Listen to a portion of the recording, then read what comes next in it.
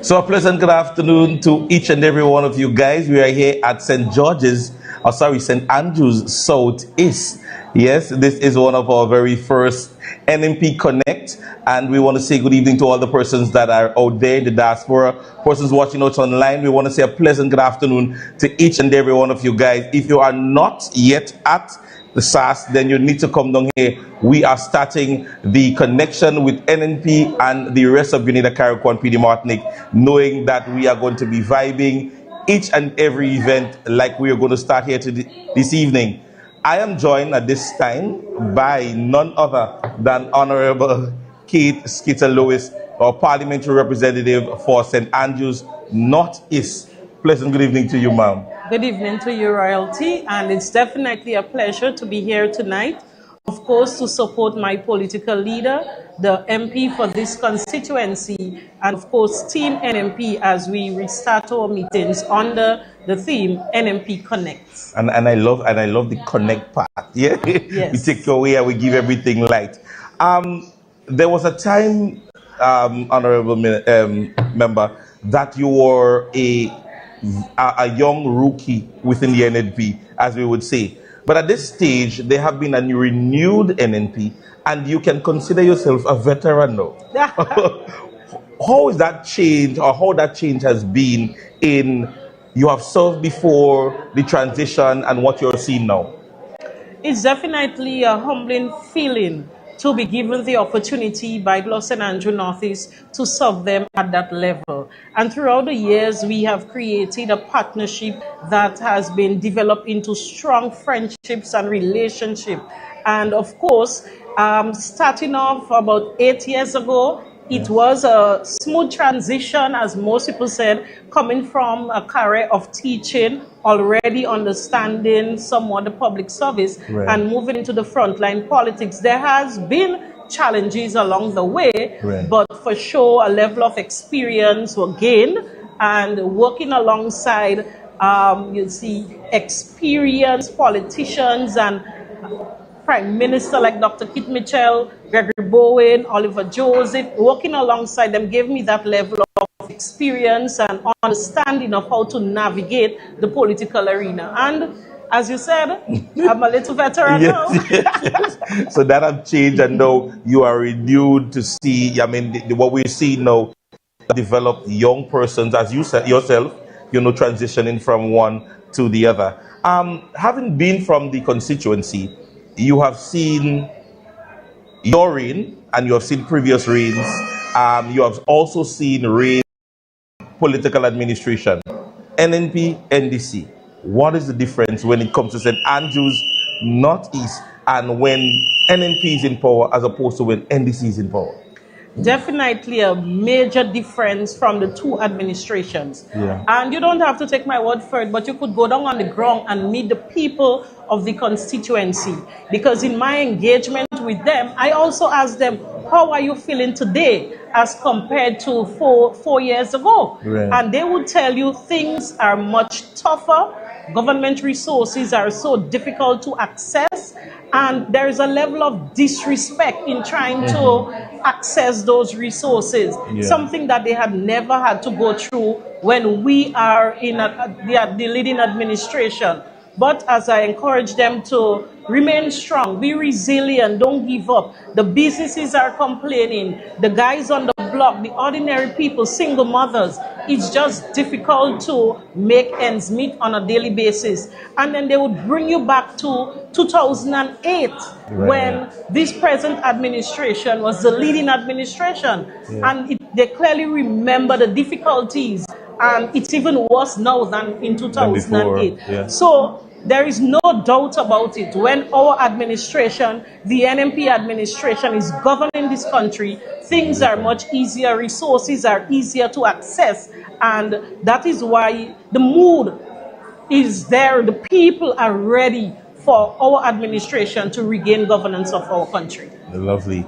Yes. And a lot of persons, Kate, don't understand your constituency, and they always mention St. George's Northwest and St. Mark's as an NNP territory, and not understanding that your constituency goes way back based on my understanding, Yes, in yes. terms of that constituency having always elected NNP candidates. Yes. So it goes way back to yeah. 1995. Right. Yes, the New National Party has held on to St. Andrew Northeast for such a long time because the people understand and believes in the policies of our party. They know that our party understand the challenges they face. We relate to it. We connect with them. Right. And we find ways to bring benefits to them. So they can always count on the New National Party for being there for them in the times of need. And that is why, over and over again, but of course it comes back to the level of representation that we bring to our people. It's a kind of grassroots representation where we stay grounded and connected to our constituents. And when you speak about grounded, yes, literally. Yes. Just before we leave, one thing that you want to remind or reassure the persons of St. Andrews Northeast when it comes to your representation, your re-election, that they can be rest assured that, hello, the choice is none other again than the NNP and Kate Skeeter-Lewis. Yes, first of all, I want to say to my dear constituents of St. Andrew Northeast that I'm truly grateful for the love, the overwhelming love and support that they have shown me throughout the years in my time as the representative. We have built a strong partnership, as I said before, a strong foundation, and I can tell them I feel very humble, but at the same time, I'm passionate about serving them. I'm happy for the opportunity, and as I put myself forward again, I ask them yet again for the support because they can guarantee that with the New National Party and Kate Lewis Peters, that strong representation will be met and they can guarantee that their needs will be dealt with. All right. So, folks, I guess all that is needed is registration. Check the voters list. Subscribe to the NNP Facebook pages and follow the information that is credible on our pages. You can also check out Kate's speed because she's always posting. I saw you reach up to 1 million the other day. Wow. So folks, it's definitely a time where we want to connect with our people, and there is none other to do that in St. Andrews Northeast than Honorable Kate Skeeter-Lewis. So thank you so very much, and all the best as we get ready for another wonderful evening. Thank you, and all the best to you. All right. So, folks, we're going to continue right here. We'll be joined by other persons in a very short while. And so we'll get back in a very short while.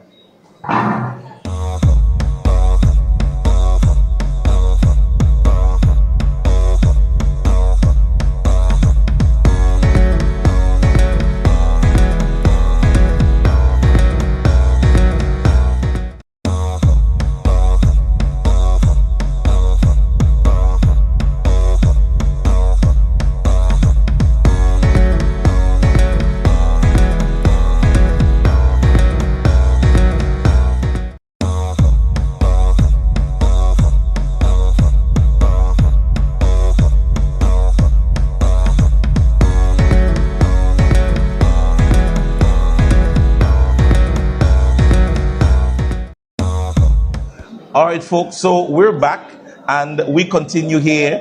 I want to invite each and every one of you guys who are not here yet to be down at the St. Andrews Anglican Secondary School, where our very first meeting for 2026 NNP Connect commences. And guess what? I'm joined by one of Grenada's famous. Yeah, I'm joined by Brighter Star. Brighter Star, what's up, brother? Well, everything good for now, you know. Yeah. Can't complain, you know. All right. Yeah, man. I know you're an individual who is into youthfulness and you love youthful vibes and you watch what happens in our country. And so what would you say is the difference in terms of leadership between the New National Party and the National Democratic Congress? What would you say is the difference in terms of both leaders? Well, basically, everybody are the people. Right. You understand me? So for me as a youth, as long as I know myself, you know, Miss Eminent Pierre has been there for me and she's a perfect example for me to follow and the youths in my circle. Right. So when it comes to NDC, I don't really have no background on them, so I can't really tell you much about them. Right. But to me and my perspective, Eminent Pierre has been a real good example for me to follow. She has been a motivator to me. You know, even when there is nobody there for me, she been there for me. So I come here to represent Miss Emmeline Pierre today, you know? Right. Full 100. Right. And I mean, you're speaking from a woman's perspective. Most persons would say, you know what? I'm a young man. I would look up to a man as my role model. But to hear you as a young man speaking about a female and looking at her to emulate, what brings that difference? Because as I said, not very young men would look to a young lady or a lady Sure. as their idol. So what makes that different? What strikes that difference? Well, when you look at Miss Emmeline Pierre, she always smile. She always smiling, you know? Yeah. So sometimes I just wonder if Miss Emmeline Pierre does have bad days, you know, because she always smiling. Yeah. So, you know, I just question myself enough time and say, well, I really admire a person who go through a lot in life. Even people tarnish her. People try to fight her down. You know, and had the worst thing to say about her. She always keep a smile. Yeah. Plus now, she's a God-fearing person. She respect the divine law of life. She respect the Most High. And try her best to set a perfect example for the youths and for her family. You know, and for the whole NNP party. So I respect a person who is God-fearing. That is one of the most respectable thing about a person, you know? Yes, yeah. Which she gained my trust about that. Right. You see it?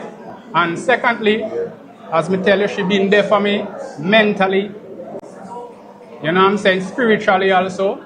Even enough time in life, you know, I go through my hard time and I call Miss Emma. But she's like a murder to me, you know what I'm saying? And me call her and me say, she give me a motivation enough time because if it wasn't for she, right now I would have been in prison or some kind of, in a worse situation, man. So me always give thanks to Miss Emmeline Pierre, man. Not only me, the youths in my circle. Right. You know? And speaking of youthfulness, you did speak as it relates to, you know, where you could have been, right? True. Now, we see what is happening in Grenada right now, Yes, right? yes. And that kind of leadership that you're speaking about is what you would want to see persons up there emulating so that our young people can, you know, be in the right direction. What would you say to young men, especially out there right now in Grenada? Well, most of the youths, them, the advice I have for them, empower the mind. Be around the right set of people to elevate you and teach you to empower yourself. You know? Because I don't must give you a fish every day. I could teach you to fish now. So when I'm not around, you could empower yourself. Right. So Grenada right now, you have a lot of crime in Grenada right now. A lot of undereducated people. We have a lot of poverty. We have a lot of drugs. We have a lot of guns. We have a lot of violence in Grenada right now. And the only thing to help the citizen of Grenada right now is knowledge, empowerment of the mind, knowing good from bad. Right. You know? And you see corruption is a thing. It does slow down somebody's transformation in life. Right. So the people of Grenada have to allow corruption. For example, it don't matter my political stance in life. If you do good, you do good. Right. You could be NNP or NDC. True. Once, anytime you can see good in nobody, you are corrupted. And your growth in life shall be cut off. So we have to give people who do good, and who do bad, they do bad. So let us be just. Right. And I like that point. My takeaway from this is, you see, when you have people that just can't say what me thumbs up, I think something is wrong with you. Yeah, man. Good leadership don't come to bring down. Good leadership is to elevate and uplift. Whether them is NDC or NNP, because you come to motivate the whole of Grenada. Right. You overs, and that one me respect Miss Emmeline Pierre. Right. She always motivate the youth, no matter where you're from or where you come out, Miss Emmeline Pierre is a good one. And right now, we get a chance to do something good for Grenada right now, which is Miss Emmeline Pierre as the Prime Minister right now. I cannot sit at home. I come out to work, you know. And I say, no, let me come here and go and give Miss Emmeline Pierre a strength. Because at the end of the day, if me call her Mr. Emmeline Pierre, she go make something happen to me still. Right. So I cannot sit down home and be hypocrite. I have to come here right now and give Miss Emmeline Pierre the support. And I will advise every youth from St. Andrews right now and every youth out of Grenada right now to come support Miss Emmeline Pierre and let us do something magnanimous for St. Andrews. Because nothing good now go on for St. Andrews for the past few time, you know. Right. You know? So, I mean, it's a call, not just in just you speaking, but you speaking a personal story.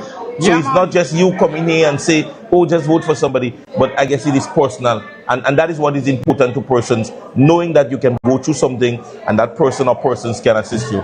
So, brother, it is always one Emma, vibe. Never two, never one three, Emma. They always done.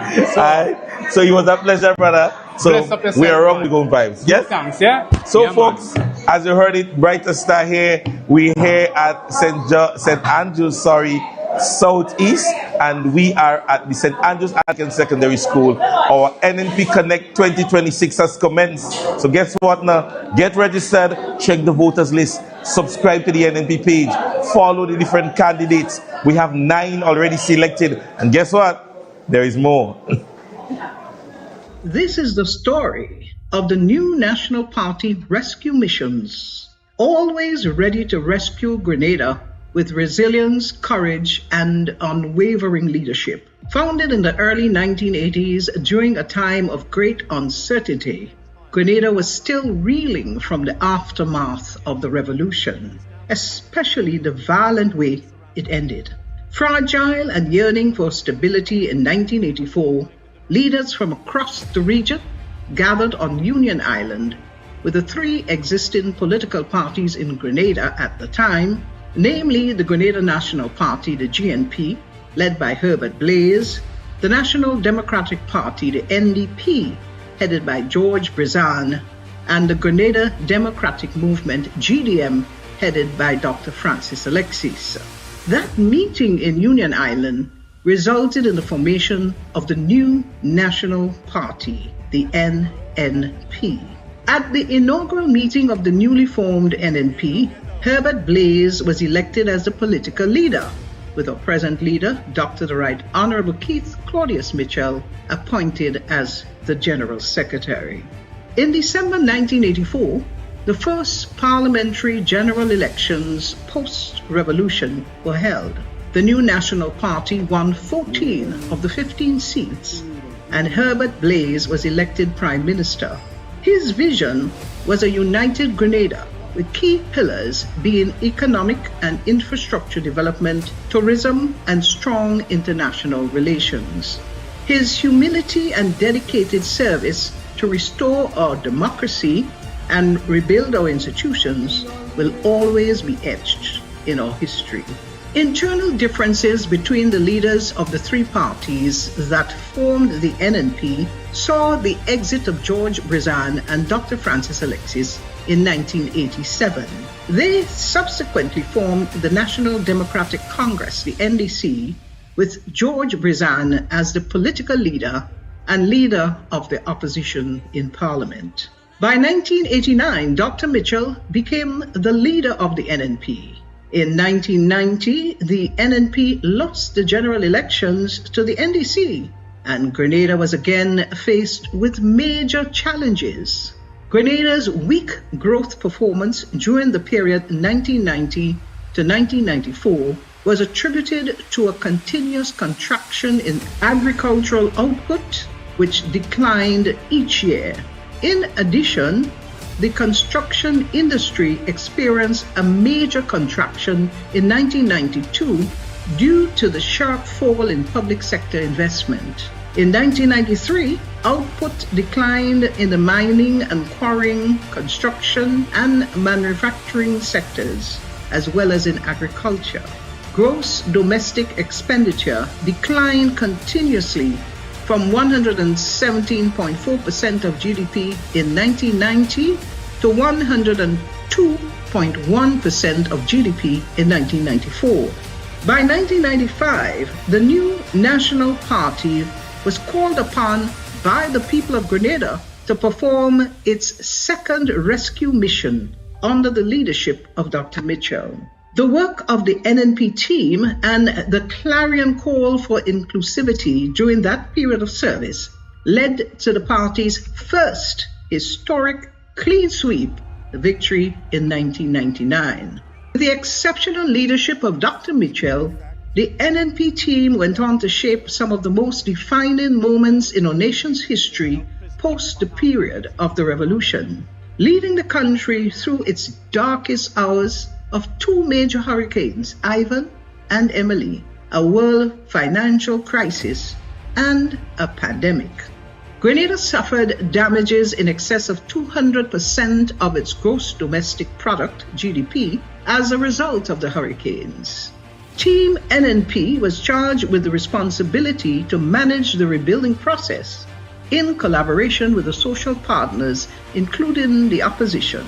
Worthy of mention are a few of the key Build Back initiatives: distribution of free material support, the reconstruction of 200 homes for vulnerable families, the negotiation of 6 housing schemes, most of which we have today: Soubise, Montrush, St. David's, Diamond, and Beausejour, rebuilding of 2 national stadiums, negotiation with the U.S. aid to build 1,200 houses, negotiations with the U.S. aid to finance the cost of homes for 150 families, cap on gas price, reduction in property taxes, provision of planting materials, fertilizers, labor support, equipment, and grant support to farmers to compensate for their lost income. Fisher folks were given grant support to repair their boats, replace engines, other equipment, and to compensate for interim loss of livelihood. The new National Party was asked by the people of Grenada to sit out the period 2008 to 2013 in the governance of the country.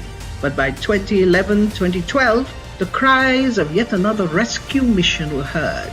In 2013, in true NNP fashion, we armed ourselves for the battle, and in 2013, we took on the fight and were victorious. From his first entry into Parliament in 1984, Dr. Mitchell's leadership became a symbol of progress, leading to 2 more historic election victories in 2013 and 2018, where the NNP won all 15 seats. A powerful testament to the unwavering trust and confidence of the Grenadian people. This era of the NNP saw heightened collaboration with our social partners to craft a homegrown structural adjustment program.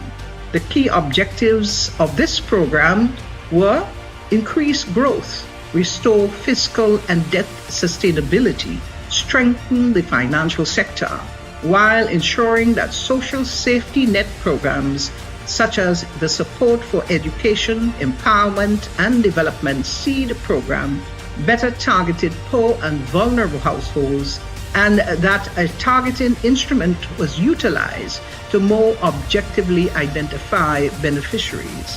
During this rescue mission, Team NNP reduced unpaid claims of $100 million and had an average GDP growth rate of 5% and above consistently. The national debt was significantly reduced, moving from 108% of GDP to 57.7% before COVID-19, a drastic decrease in unemployment from over 40% to under 15%. The NNP spearheaded the construction of 2 national stadiums, expanded the cruise port to accommodate over 300,000 visitors annually, and upgraded more than 1,500 kilometers of farm roads, making life easier for our farmers and boosting agricultural production.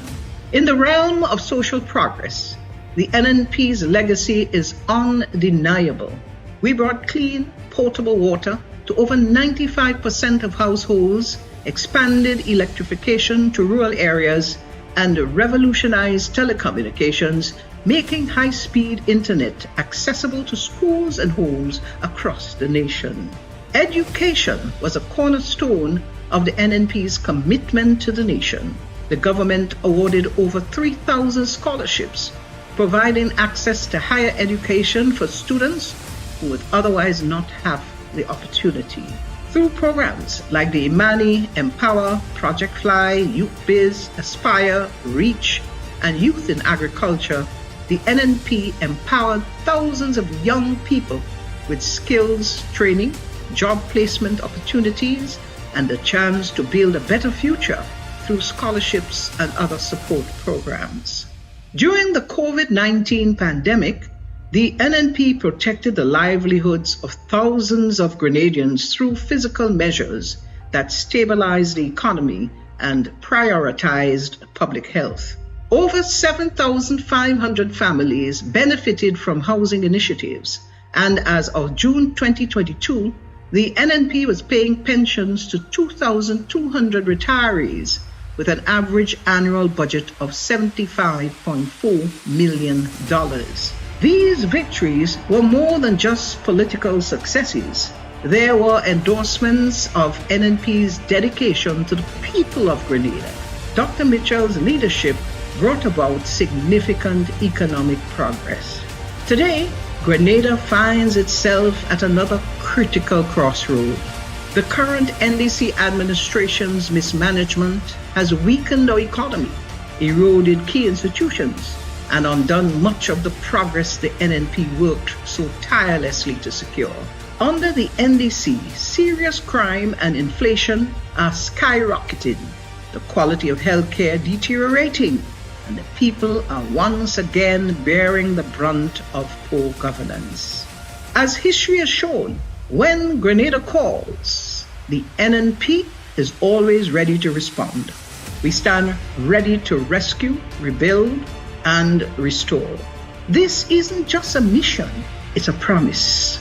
From providing water to every home, paving roads that connect communities, and supporting families with housing, to educating our youth and boosting our economy, the NNP has always been the driving force behind Grenada's greatest achievements. The NNP has always been there to rescue Grenada. We are ready to lead again. We will bring Grenada back to stability, prosperity, and unity, lifting our nation to the heights and respect it deserves. Together, we will rescue Grenada because we have done it before and we will do it again.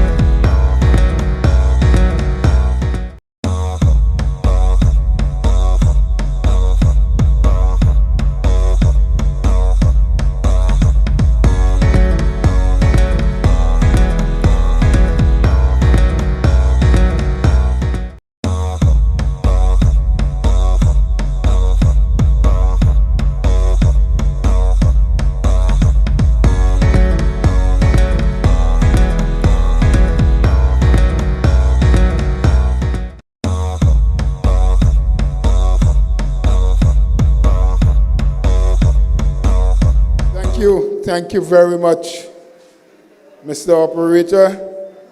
A very pleasant good evening to everyone. And let me acknowledge before us the executive of the new National Party, especially those who will be speaking tonight in this, our meeting dubbed Connect.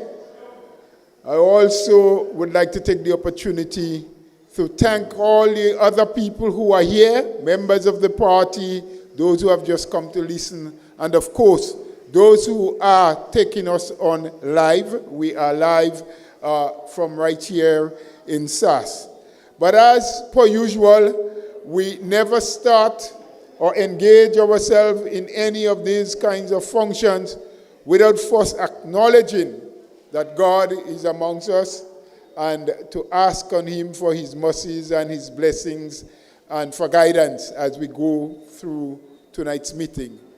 And to assist us in doing that, we have a very good friend and well-known pastor here with us, Pastor Niles. I will now call on you to please come to the podium and recognize the presence of God among us. Thank you very much. Thank you very much, Brother Bola. And good evening, good night to everyone. We are grateful to God for his continued goodness and mercies toward us as a nation. Let's stand for prayer. Welcome and acknowledge the presence of our Heavenly Father. Father, we are grateful, thankful, for you have brought us through many storms, many difficulties, many tough, rough situations. But through it all, you've been faithful. We thank you for the nation, Grenada, Carriacou, Martinique. We thank you for every citizen of this land. We thank you for sound and solid leadership over the years and going forward. We ask, as we connect, we ask your continued blessings and mercies upon us, that you will indeed guide and direct in every way, and what you determine and decide will always be accomplished.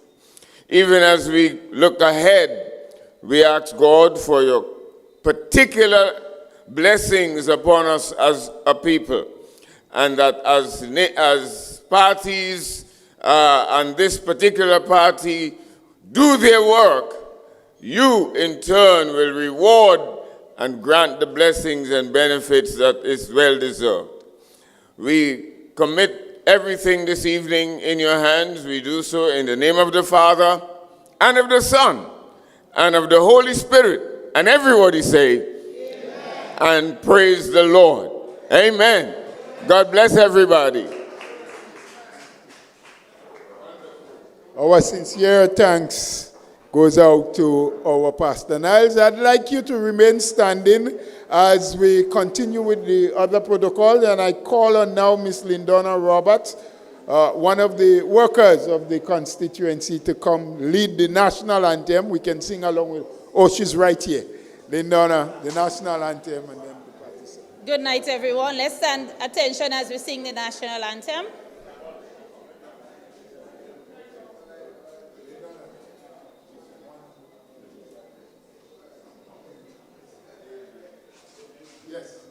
We were about to pay tribute, and in comes our chairman, Dr. Mitchell. Good. So, Hail, Grenada, land of ours, we pledge ourselves to thee. Heads, hearts, and hands in unity to reach our destiny. Ever conscious of God, being proud of our heritage.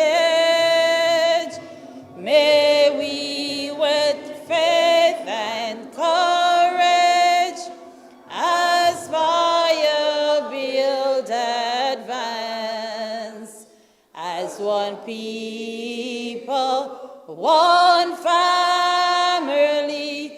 God bless our nation.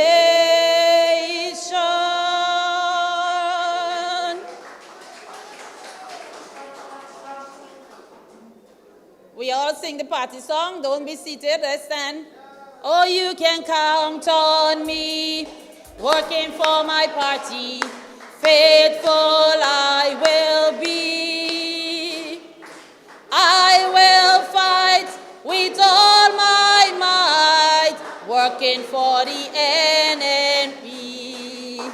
Oh, you can count on me, working for my party.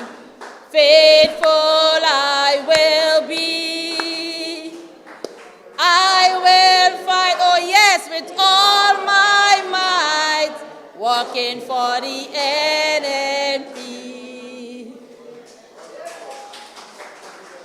Please have your seat. We thank you very much, Lindona. And once again, I acknowledge the presence of our past political leader, past Prime Minister, and of course, present Chairman of the new National Party, Dr. Mitchell. If there were any other executive member, nationally or from the constituency, who came in after, I also acknowledge you. Now let us move straight into the business of tonight. As we've said, we are starting a new series of meetings. That is nothing new to NNP. We always meet the people. We always bring information to the people. We always come to the people to receive information from them likewise. Our political leader is going to be with us shortly. She had another activity to attend, so don't be worried. She'll soon be here.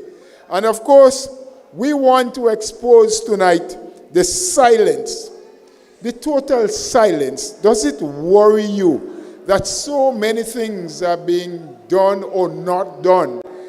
We are hearing about quietly in little corners, but there's no real report. There's no one to talk about it. And so the first speaker tonight to speak to us on the silence, the deafening silence on youth affairs, what's happening to our young people, or what is not happening, what is the government doing or not doing, is a sister who came on the scene, and she has made waves. She has made her own footpath. And of course, tonight, she's now not just caretaker, but candidate Nolene Thompson from the constituency of St. David. You're registered to vote. You're registered to vote. You're registered to vote. Raise your hand and speak the truth. You're registered to vote. You're registered to vote. You're registered to vote. Tell them we don't put in out the green. We don't put in out the green. We don't put in.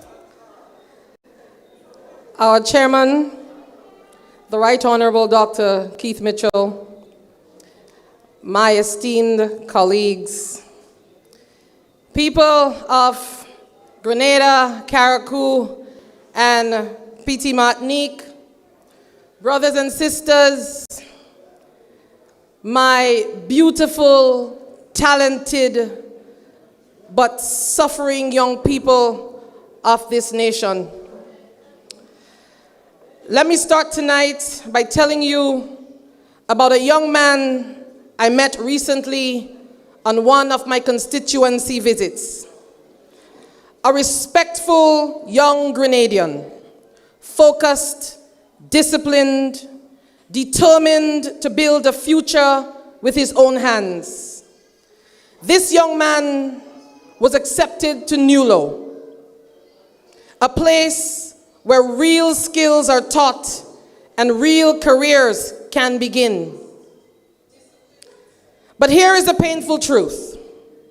He cannot commit to attend, not because he lacks interest, not because he lacks discipline, but because of circumstances no young person should have to fight just to access education.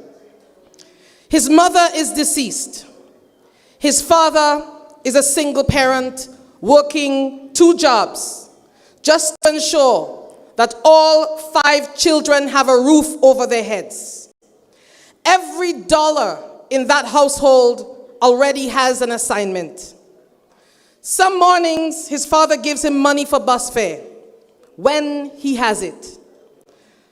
But it is not just this young man who needs to get somewhere. There are 4 other children, other needs, other sacrifices being made quietly. To attend Nulo, this young man would need to take 2 buses to get there and 2 buses to get back home every single day. That is 4 bus fares. So he tries to help himself. He does odd jobs here and there. He works when work comes, but payment takes time. And sometimes there is no payment at all. And when that happens, frustration sets in. Not because he doesn't want to go to school, but because he was given an opportunity and the system placed it just beyond his reach. Some mornings, he stands there asking himself questions no young person should ever have to ask. Do I attempt to continue this program, or do I protect my family from falling further behind? Or do I buy lunch today, or do I make sure I can get home? Too often, education loses, not because it is unimportant, but because survival comes first. That is the lived reality of many of our youth. And yet, we are told every day that our young people are the future. We are told every day that things are happening. But I am here to ask the simple question tonight: happening for whom? Because 36.8% of Grenada's young people are unemployed.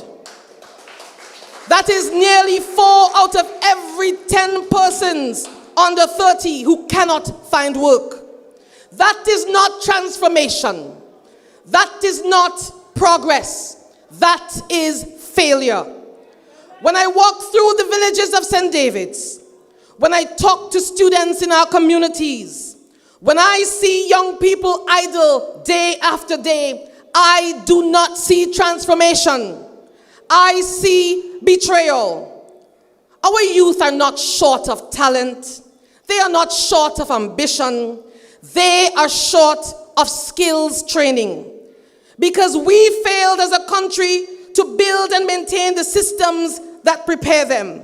And let us be honest with Grenadian people tonight.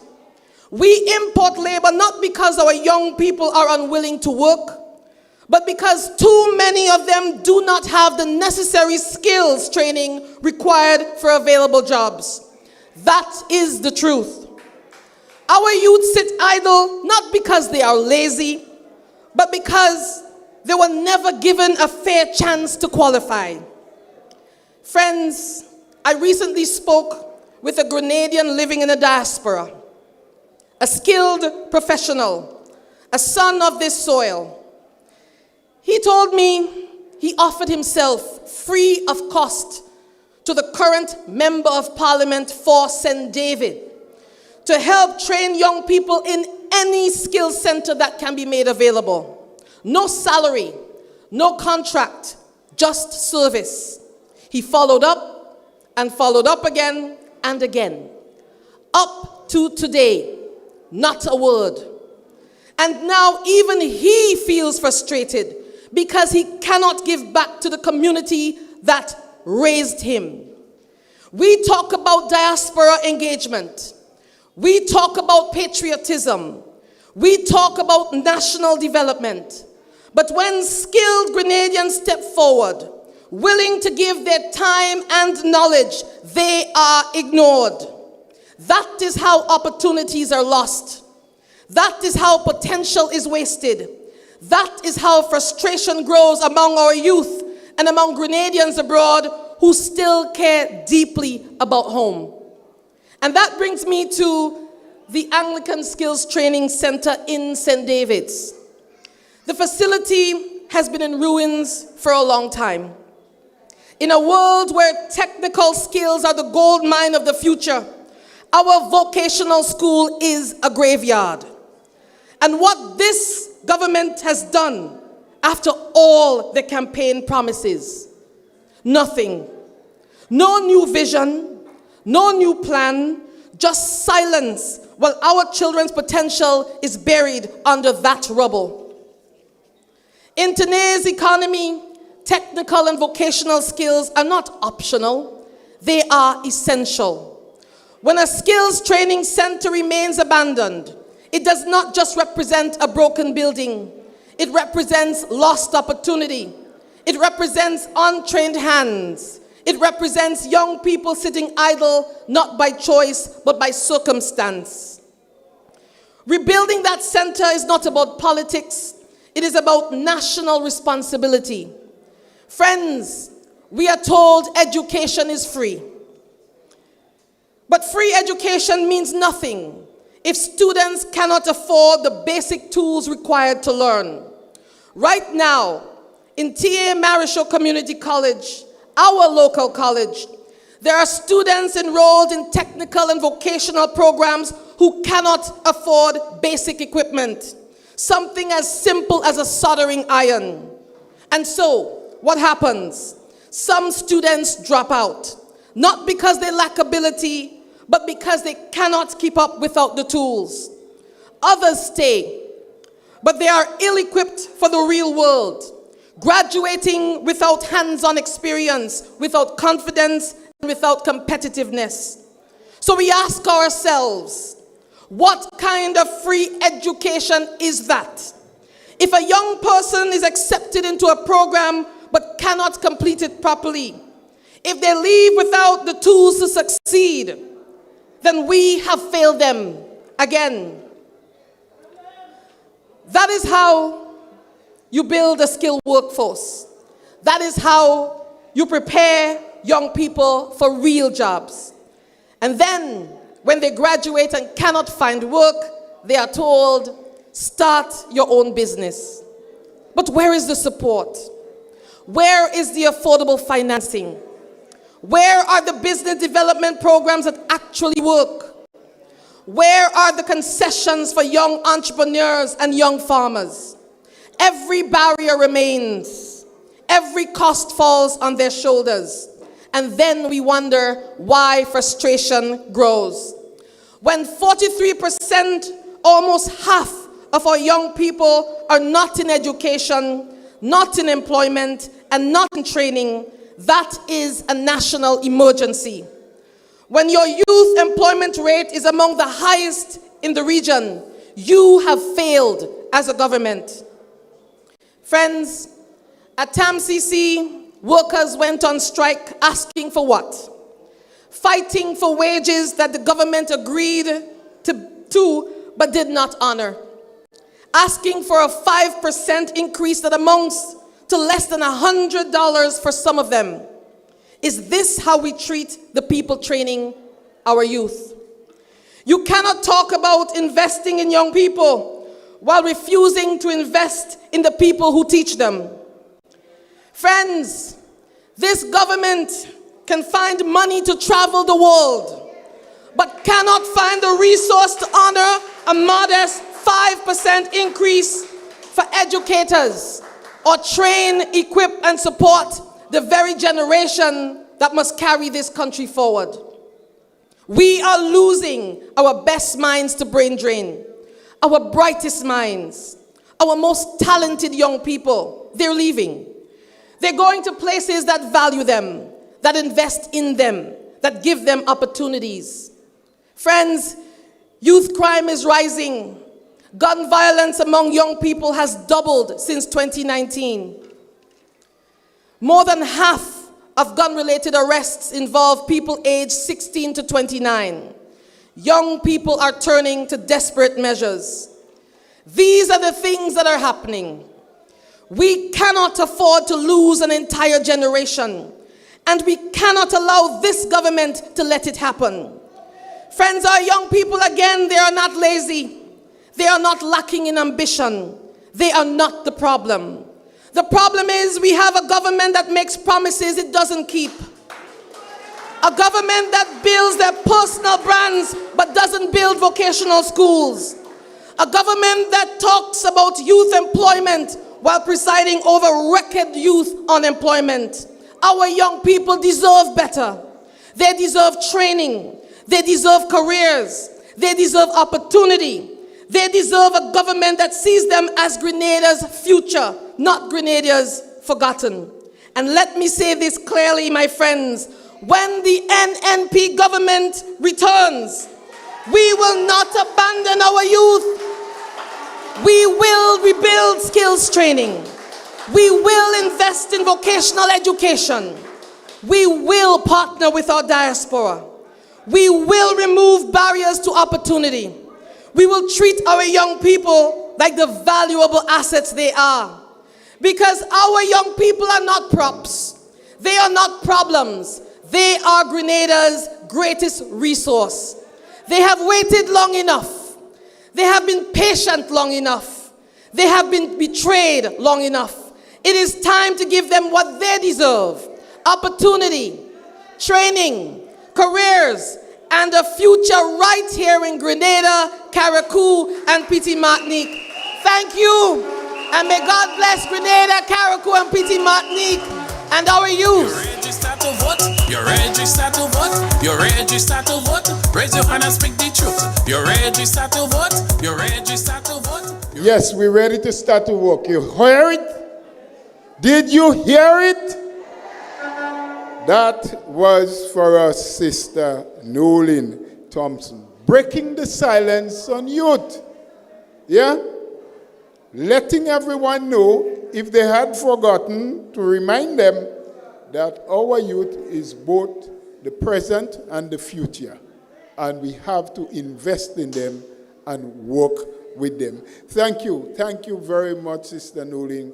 I hope some other people, as we are going live, are listening to what we are saying and, of course, being prepared to do something about it. But having just spoken about youth and spoken about gun violence and the crimes that we see, the majority of those who commit are between 16, as she mentioned, the data, and 30. I would like us all to reflect and spend a moment of silence, remembering a youth who only recently was mothered. Yes? As far as I learned, a student of the SGU, from this very constituency, Crochet, to be exact. May we stand. May we all just stand for a moment of silence, remembering that, and hoping and praying that we can see an end to such gruesome mothers.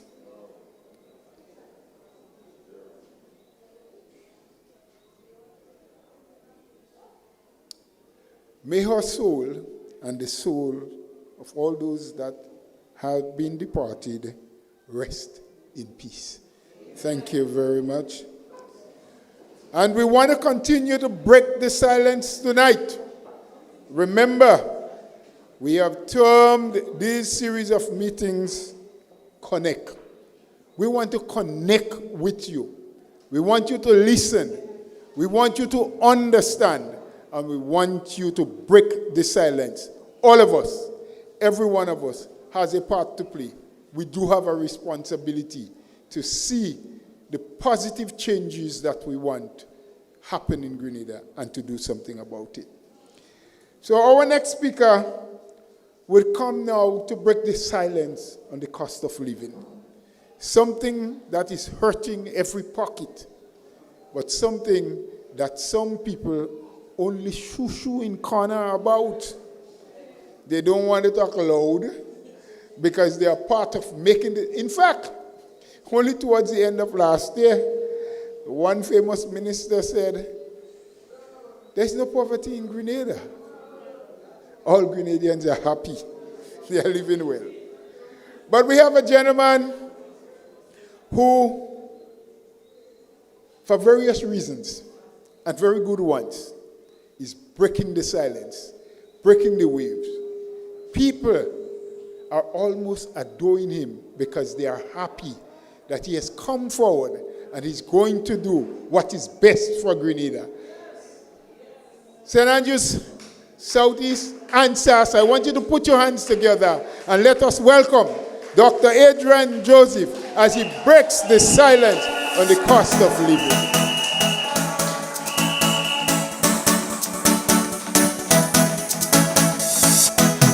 The house is the symbol for the NNP party.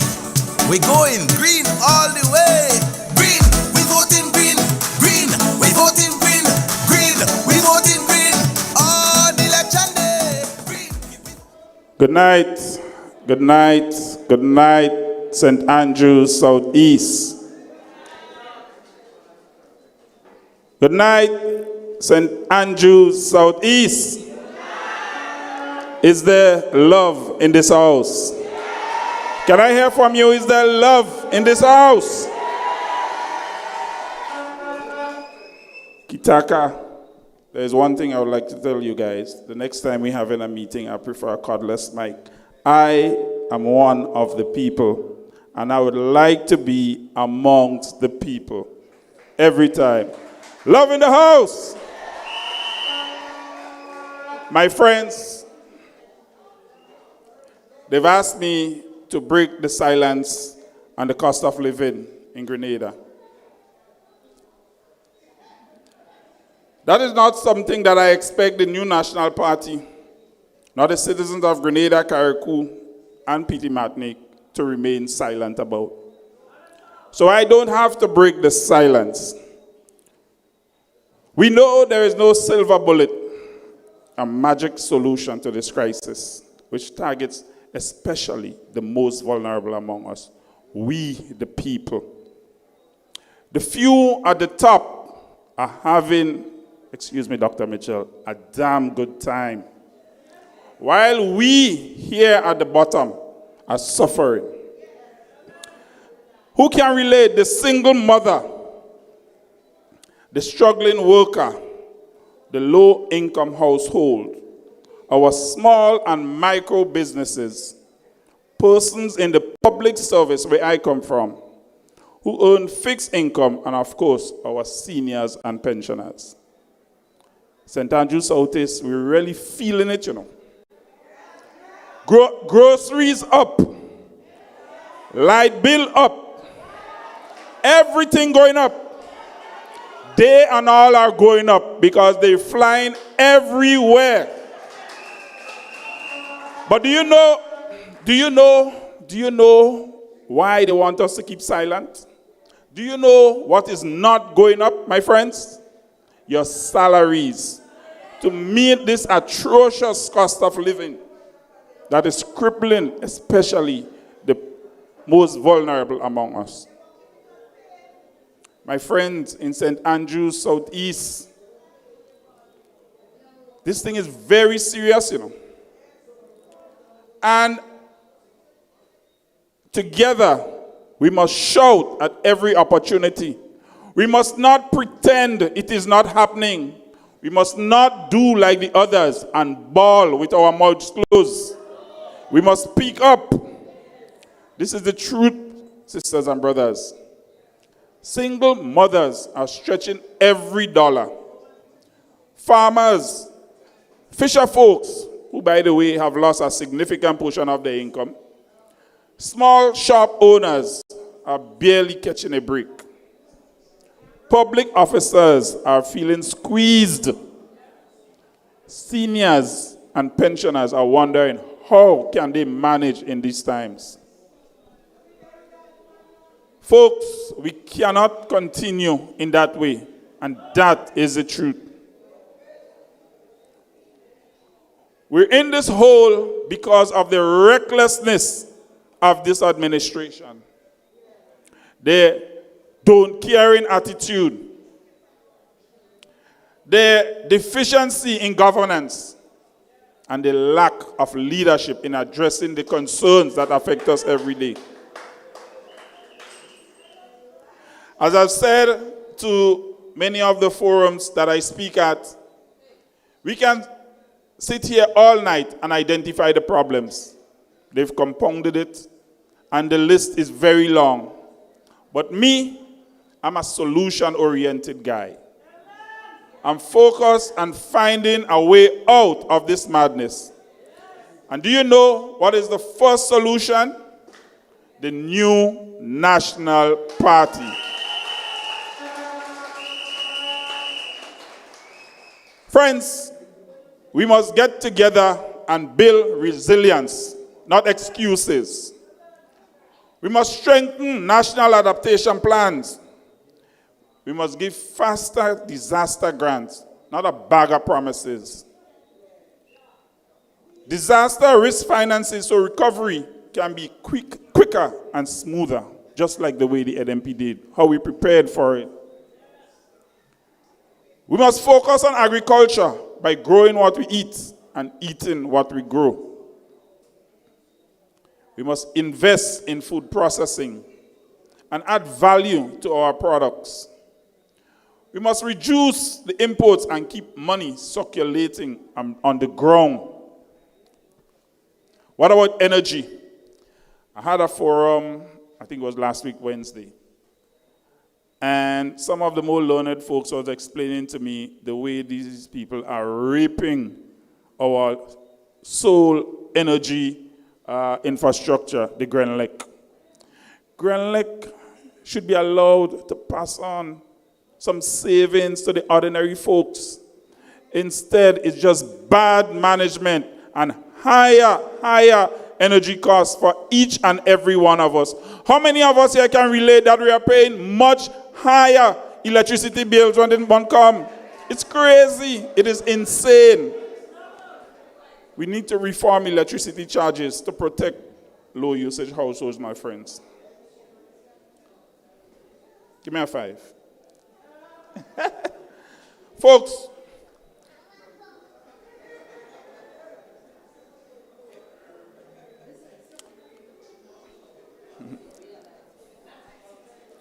my good sister Nolene, she already spoke on the national youth training programs that we need.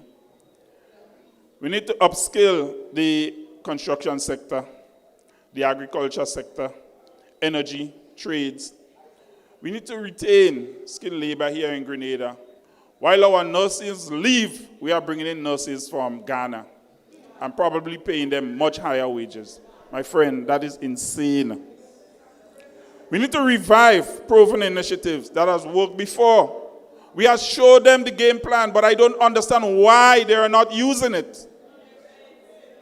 My friends in St. Andrew Southeast, we are not short on ideas, are we? No. We're not short on talent, are we? No. We're not short on resources, are we? No.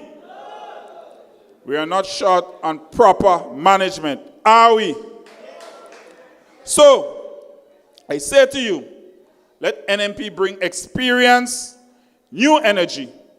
This organization knows how to steady the ship because we know, we've heard, Captain, the ship is? All right. Folks, we got to keep it real. St. Andrews Southeast, we are a strong people. We are a resilient people. But resilience don't mean we must suffer. So NNP is ready to lead once again with real solutions, real management, real results. We are going to get out of this terrible hole together. And with the support of the people from St. Andrews Southeast and beyond, we will get there. Now I charge you, you must go and do the work necessary for us to get there. You must get up and fight for a better Grenada. It will not come by sitting in your homes. We must go and work, build our networks, register, vote when the time comes. But most of all, we must go forward with love in this house. Thank you. Love in the house. Blessings.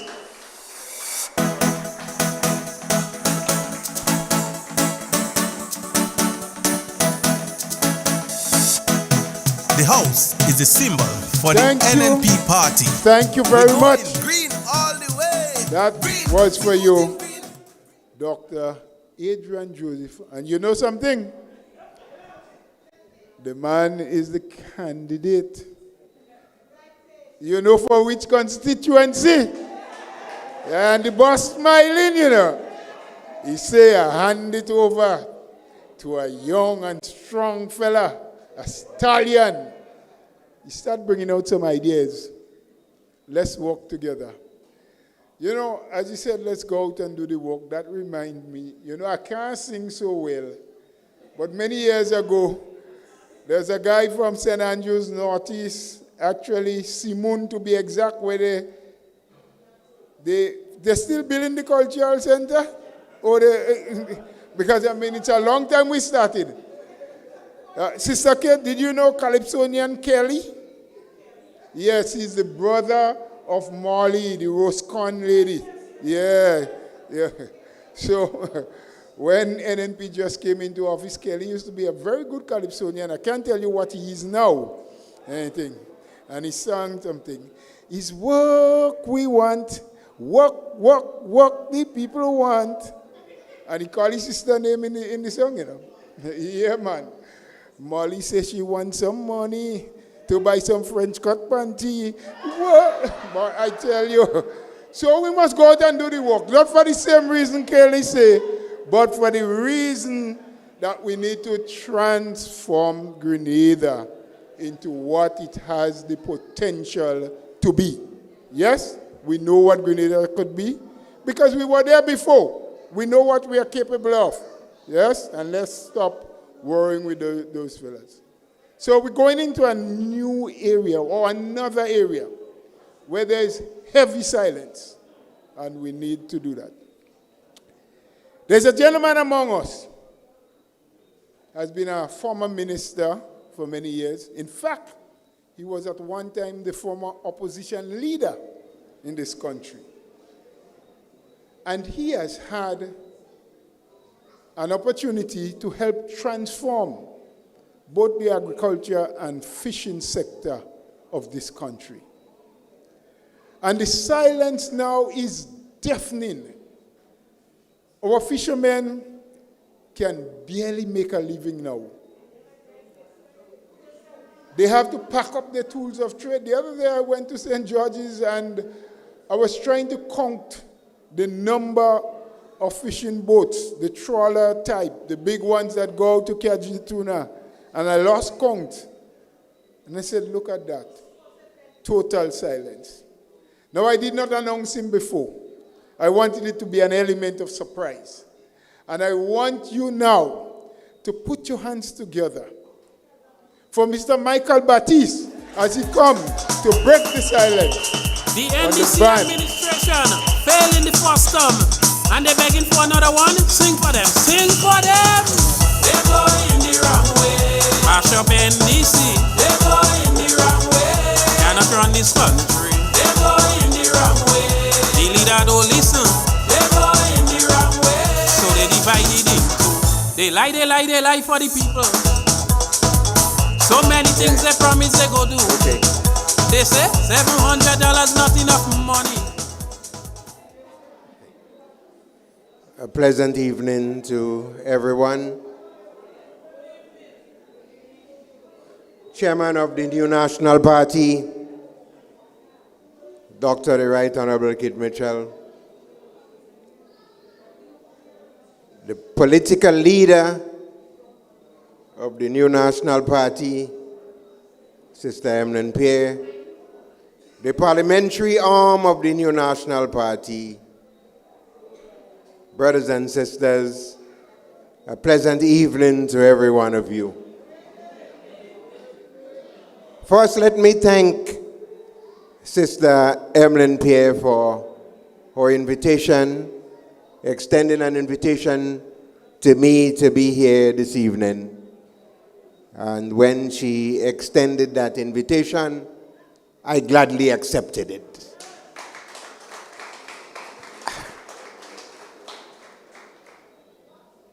But before I go into the issues affecting Grenada, I must pay homage to a gentleman I have seen before here today in the audience. A man who has transformed Grenada, Carriacou, and Petit Martinique. You know, they use the word transformation very loosely. I remember in 1995, when Dr. Mitchell became the leader of Grenada, what happened at the time? I hear a lot of voices talking about nothing was done. And I'm wondering, well, where there was. When we look at Grenada today, from what it was then, and a lot of folks talk about the PRG, but when the PRG left office in 1983, we had a telephone system that when you want to make a call, you had to stay up all night until you could get a dial tone. And this gentleman I'm talking about here transformed the telecommunication industry.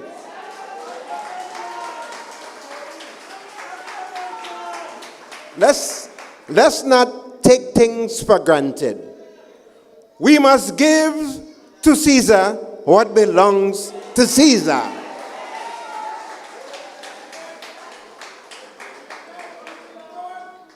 It is often said that a great leader is one who leaves his country in a better state than he met it. And if you agree with me here tonight that Dr. the Right Honorable Kit Mitchell have left Grenada in a better state than he met it, stand up and give him a hand.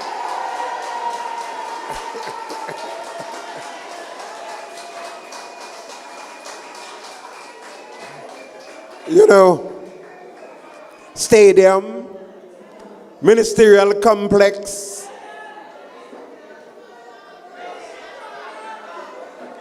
road network across Grenada, abattoir in St. Andrews, fish market in St. Andrews, bus terminal,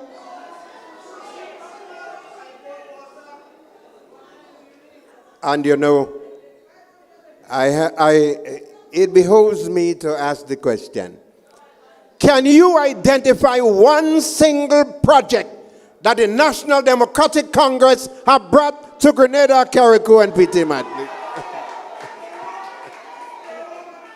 You don't have to agree with him all the time, like I did sometimes. We had our share of disagreements. But when talking about somebody who have moved Grenada forward, we're talking about Dr. the Right Honorable Kit Mitchell. Are you there, Doc? Are going good? I remember in 1998,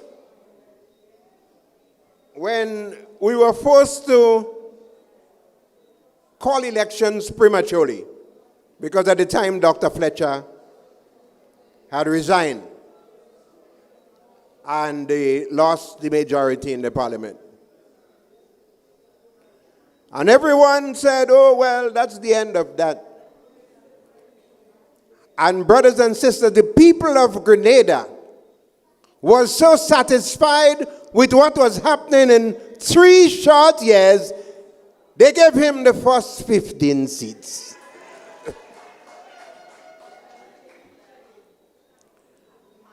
I'm saying all of this to say that the foundation have been set for economic takeoff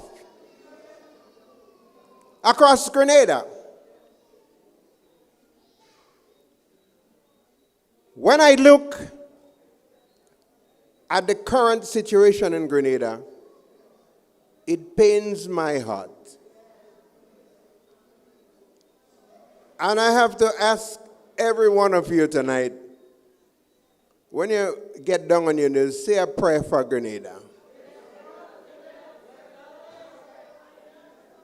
And let us tell President Donald Trump, Deacon Mitchell is not Grenada. If you have a problem with Deacon, come and take him like you take Madeira.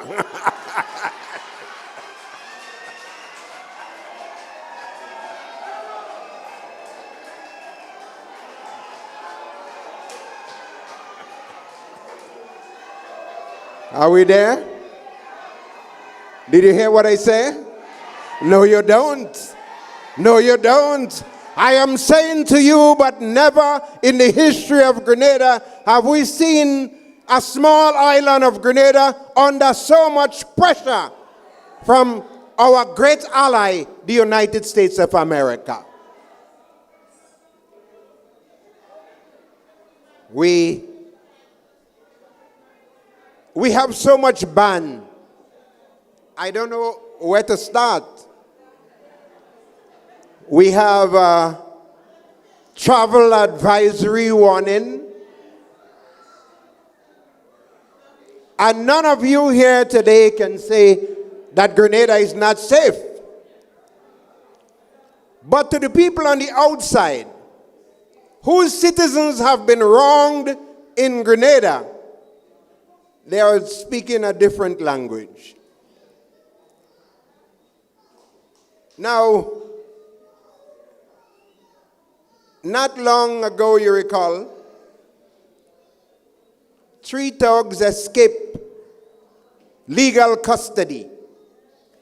Anybody in the police custody falls under the ambit of the Minister of National Security. We can't get away from that. And they end up slaughtering 2 innocent visitors on our shows. As I stand here today, not a word from the Minister of National Security. No address to the nation. No condolences sent to the families. As a matter of fact, the goodly gentleman was in Africa having a good time.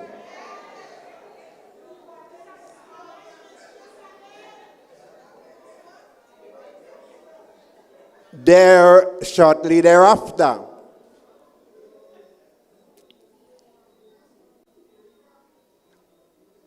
a foreign diplomat was assaulted twice. No word again from the Minister of National Security, Deacon Mitchell. Silence deafening.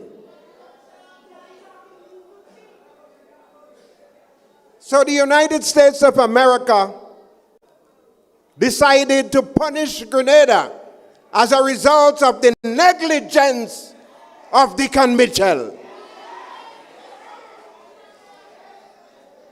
When that diplomat was assaulted once, we have an attorney general that running all over in front of the media trying to prosecute Sheldon Scott. She should have been in the courts getting an order of protection against that individual to ensure that never again he visit the vicinity where that diplomat lives. All again falls on the shoulder of Deacon Mitchell. We have a prime minister that just don't care. An arrogant, selfish, self-centered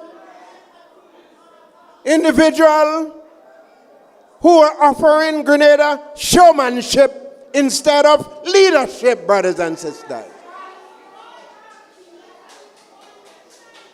So we are in the Southeast today,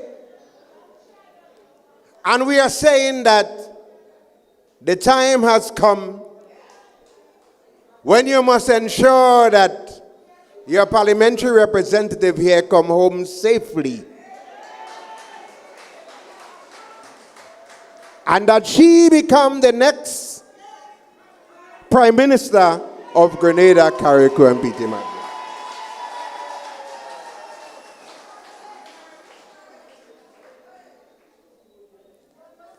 So much ban. We have problems in the Postal Corporation. all we hear from the big chubby fat guy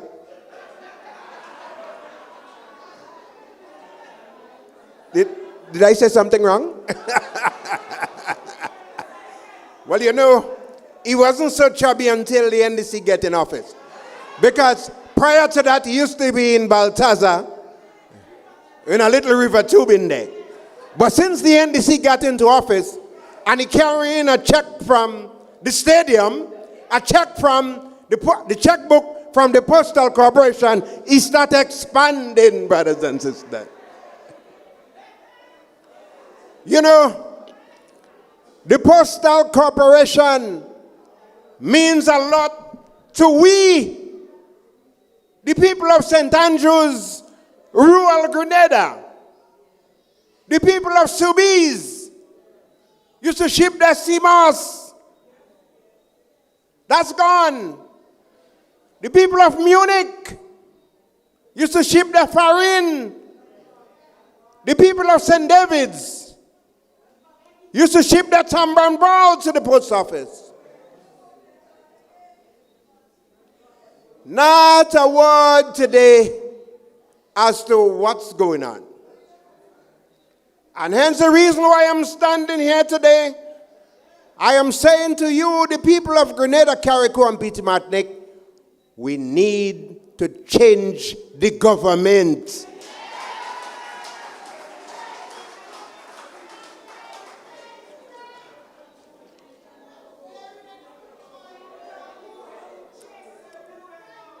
Visa restrictions.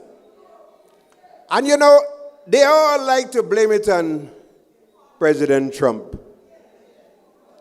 Well, President Trump is President Trump. He won't be here with us forever. But a good leader must know how to bob and weave and not to aggravate President Trump. President Trump issued an advisory, not an advisory, President Trump issued an order on the president of Venezuela. Whether we like it or we don't like it, that is America and Venezuela business. And here comes the Prime Minister of Grenada, Carriacou, and Petit Martinique. He offering himself as interlocutor. The man became Prime Minister by accident. And all of a sudden, he wants to showcase himself as this big international guru that could solve international problems. You ever see anything like that? Brothers and sisters,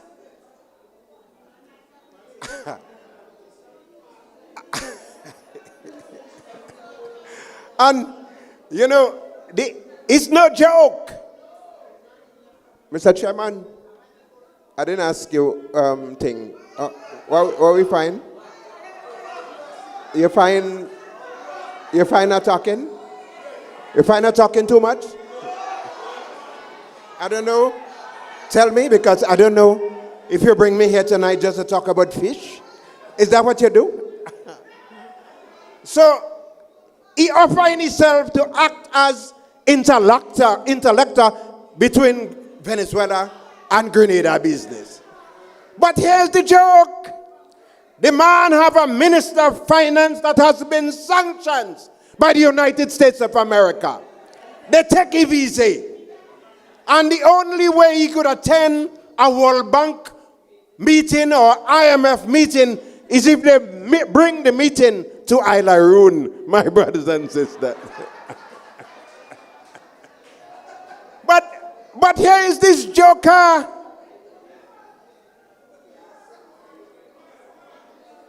What's wrong with us?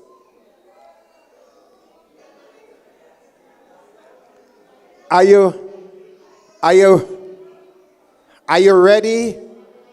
Are you ready not to get a female prime minister, but to get a prime minister that can invite herself in the feelings of the have-nots, the left out, the disadvantaged, the women, the people struggling on the bottom of the economic ladder, struggling for economic justice. Are you ready to make that move? So, Deacon Mitchell, and sometimes, you know, the guy looking so innocent but so deadly.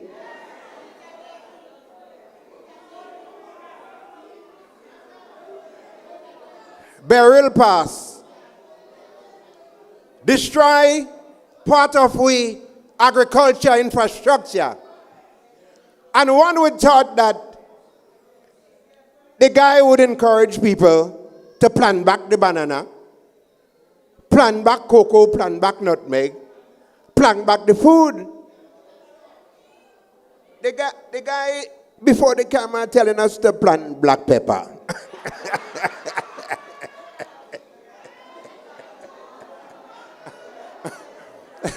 Could you imagine? Yeah?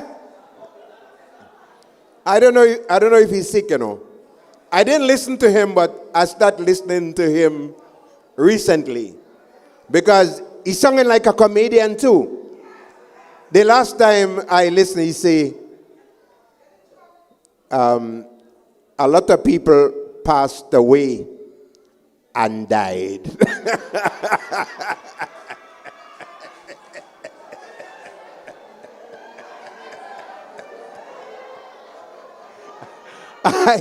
When he said that, you know, you know, I have a young daughter who passed away. So I jump up and say, let me go and see if she really died.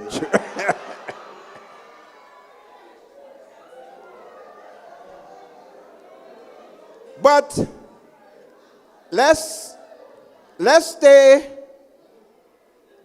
with Deacon Mitchell. Because this is the man that's responsible for most of the problems with the United States of America that we're experiencing today.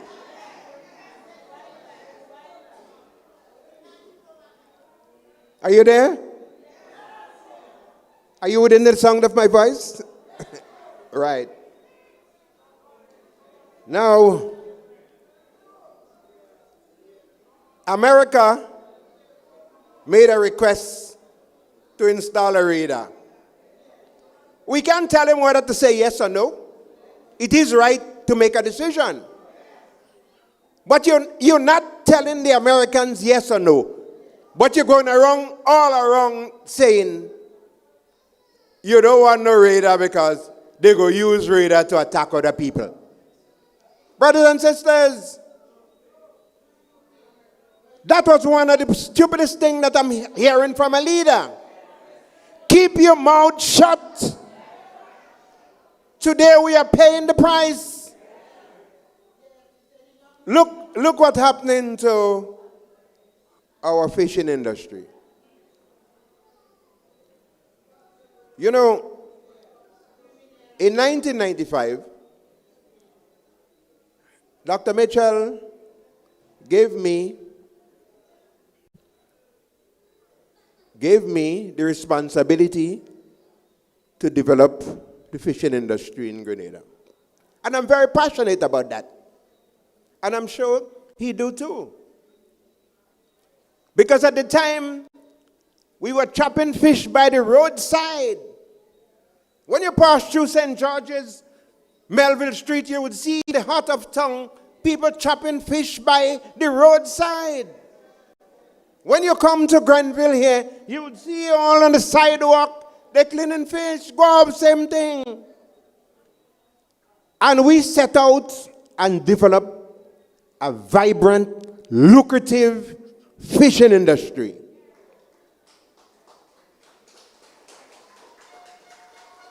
Fish market in Melville Street, the new National Party.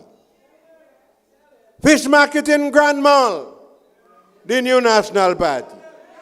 Fish market in St. John's, the new National Party. Fish market in Grenville.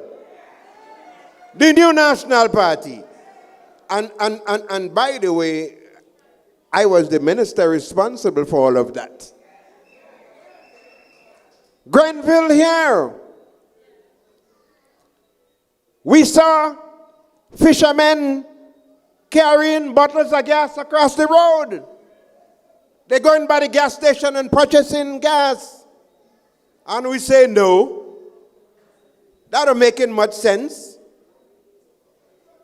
We built a gas station for the fishermen in St. Andrews so that they could have their own gas station. They purchase gas from themselves. And today, you know what happened? They have profit sharing, real money running at the end of every year. Thanks again to the new National Party. And we did not stop there. 5 more minutes. I've been signaled by you say, the honorable leader of the new National Party, the next time you're having a meeting, invite me, and just me and you, we could talk all night. So, we face a fishing ban now. It is not by accident we face the fishing ban. Because this National Democratic Congress does not understand the relationship between fishing and the rural economy. They don't understand the contribution of fishing to our national economy. In 2023, NOAA sent several correspondence to the government of Grenada, and they ignored it. And then, yes, the government of Donald Trump contacted his ambassador in Grenada, and he said, the fisheries people are not responding to our many correspondence. Carry a message to them. The ambassador went to them, and they told the ambassador they short staff. And at the time, there were two serious ministers, earning over $35,000 a month, sitting in the Ministry of Agriculture. So we go on to the fishing thing here. And I'm going to hurry up Now, the fishing community, especially those in St. John's, those in Carriacou and Petit Martinique, Bouchejou, St. George's, they're hurting. When the banana industry collapsed because of the leaf spot and the mealybug by the National Democratic Congress, and the new National Party came into office, you know what happened then? We made special arrangements for banana farmers that were shipping bananas. We paid them for 90 days for bananas that they could not ship because we recognized that they had mortgages, they had families to feed, so we assisted them. And today we're calling on the National Democratic Congress. Lend a hand to the fishermen in Carriacou and Petit Martinique. Lend a hand to the fishermen in St. John's. Those in Carriacou and Petit Martinique, they were hit by beryl, so they lost their homes, and now they're losing their livelihood, brothers and sisters. You know, I'm wrapping up. But I can't get away from here without sending a message from my very dear friend in Northwest, St. Andrews. Say something, sister. Say something on behalf of the people of St. Andrews, whose water bills have skyrocketed. Say something on behalf of those who got disconnected and now have to pay $300 and something. Service charge, reconnection. Say something on behalf of small businesses in St. Andrews who have to close their doors at 7 o'clock in the morning, in the evening, because there is no economic activities, because the money is not reaching the ground. And you hear what's happening now. Deacon is telling small contractors that you must have the money to do the work. All because Andy Williams, he creates a parallel ministry of finance where he allows Andy Williams to write checks. So they were writing checks and handing out monies to contractors without the work done. And today, you know what happened? So, brothers and sisters, the small contractors in Grenada who used to get their little job and the money used to circulate on the bottom, used to circulate on the ground, they can stop all of that, all because of Andy. All right. You know, he forever keep reminding me of Uncle Gary. when he always come and he say, well, he pull in the mic and he say, time to go. But brothers and sisters, the NDC is not doing good on the ground. But do not fool yourself.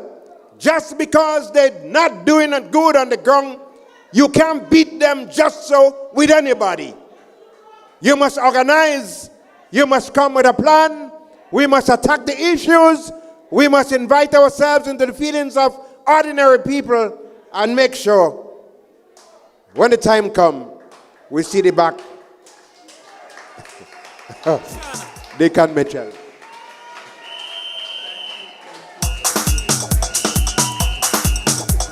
The NDC administration failed in the first term, and they're begging for another one. Sing for them. Sing for them. We heard it.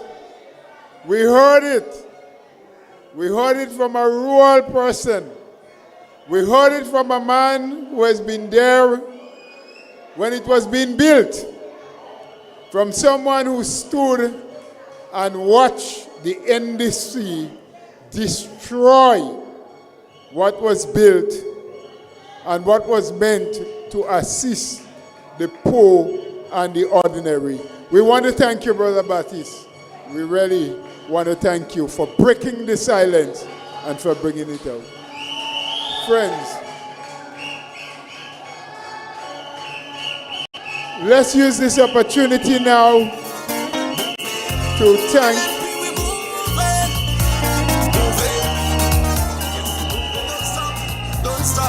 Don't stop.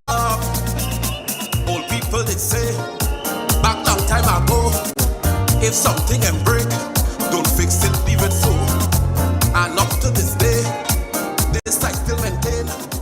This is why I say that was the arrival of the political leader coming out from another very important function. We welcome you, political leader. We are happy that you can, or you have been finally able to make it here. So, Brother Baptiste, we know that you have been heard because we are going live. And we want to continue with our meeting, as we call it, Connect. Next week, Wednesday, once God spares our life, we will be at the Hermitage Government School with another of these meetings, Connect. And we really want to try and start on time next week. Friends, someone who knows the history, someone who has been part and parcel of the building, someone who has done real transformation to this country and its people, especially those that were spoken about by Brother Baptiste, those on the lower strata of the economic ladder. Someone who never failed to listen to the cry of the ordinary man or the ordinary woman, while he also listened to those in the upper echelons of the society. A man who has spent the better part of his life giving service to his country and his people. He will now come and talk to us and break the silence on the legacy of the new National Party, Dr. Kit Mitchell.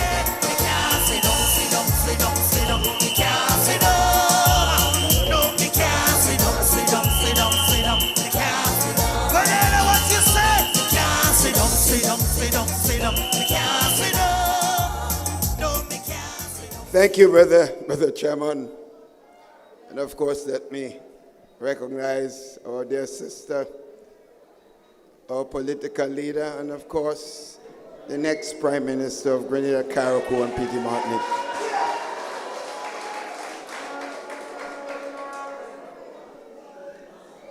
And my friends and the executive of the new National Party, and some of the persons who already have been chosen as caretakers and candidates. More announcement by the political leader will come soon. All I can tell you is that when the NNP makes its announcement on who's going to be running, I will be right there with every single candidate to ensure whatever ounce of energy and importance I have, they get it too. And let me also recognize the man in white. So Eric Matthew Gary's brother, Michael Baptiste. Brother Mike already spoke, and I want to thank you, Mike, for talking about my own contribution and to say that I understand the points you've made, and of course, and one of the things that I've always done during my period of service is to recognize Sir Eric Matthew Gary for his contribution to this country. And we must always remember those who serve us before never forget what they have done. And therefore, Mike, in that context, I accept your statements here this evening. But sisters and brothers, I am hurting. I'm hurting. I am not hurting for myself. I'm a happy man. I'm hurting for my country. Sisters and brothers, your country is in trouble. Your country is in trouble. And I think Brother Baptiste spoke to fundamental reason of why. And I think Sister Nolan mentioned to some extent that also. Is that anything in life, sisters and brothers? If you do not have a good captain, you're in trouble. Sisters and brothers, the NDC team may be bad, but the fundamental problem is the leadership of the new National Party, the National Democratic Congress, sisters and brothers. The National Democratic Congress leader, that is is called a Mitchell. Dick Mitchell is a disaster for this country. And I'm making this point, sisters and brothers. You know,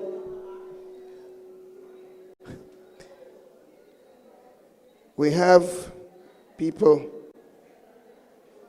leaving the prison service, escaping. We have murders occurring from since this guy's coming to office. And no solution, no solving of what is happening. Crime galore in the country, sisters and brothers. Sisters and brothers, you remember Jaunty? You remember Jaunty's death? What happened to that? What happened to that? Nothing.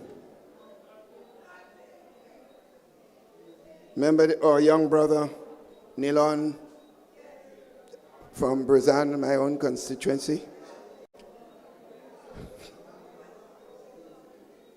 Our young sister that just died, Sister Pierre, our leader, the next Prime Minister of the country, just came back as part of the candlelight support that they had there in Crowshoe this evening. Sisters and brothers, and some of them coming and pretending that they care. Don't care about me after I dead. Care about me while I'm alive. Do things to protect me so that I would not be killed. Create a country of stability. Watch over this country's security. Make sure people are treated properly. So this crybaby thing, after you gave Nilon the biggest coffin in the world, what the hell is a coffin when I'm already dead? Your policies and your lack of concerns and your lack of empathy is creating a disaster in this country. I go around the country, and to tell you the honest truth, I come back home broken. The pain, the suffering of the mothers. My brother Adrian spoke today about that. About the mothers, single mothers in the country who don't know where to go. Christmas came and gone, you did not know. Somebody said Santa Claus was passing, when he see Grenada, he just take a left and gone. You had an independence celebration, the stadium empty. Only some flags and some things you see. Nothing of substance. Nothing of substance, sisters and brothers. Nothing. Because you have a leader of the National Democratic Congress that simply has no feelings for people. And the NDC must take responsibility for this, because I don't know how you could choose a man to lead your party who don't even care about your own supporters. Because I know some of them balling. Some of them balling, they say with their mouth closed. But that is the state of our country, sisters and brothers. That is the state, sisters and brothers, in government. When we came into government in 2013, the country was in a state. But we recognized that we couldn't keep talking about what it was. And what it is was then. We had to start to work. And how did we start to work? And that's why I'm convinced Sister Pierre and the new NNP team will do precisely what we did in 2013 to bring back Grenada, Carriacou, and Peter Martinique. What did we do, sisters and brothers? We assessed what was taking place in the country. We look at the fiscal situation. Things were bad. We had to beg Trinidad to help us to pay salaries in June of that month when we came into government in 2013.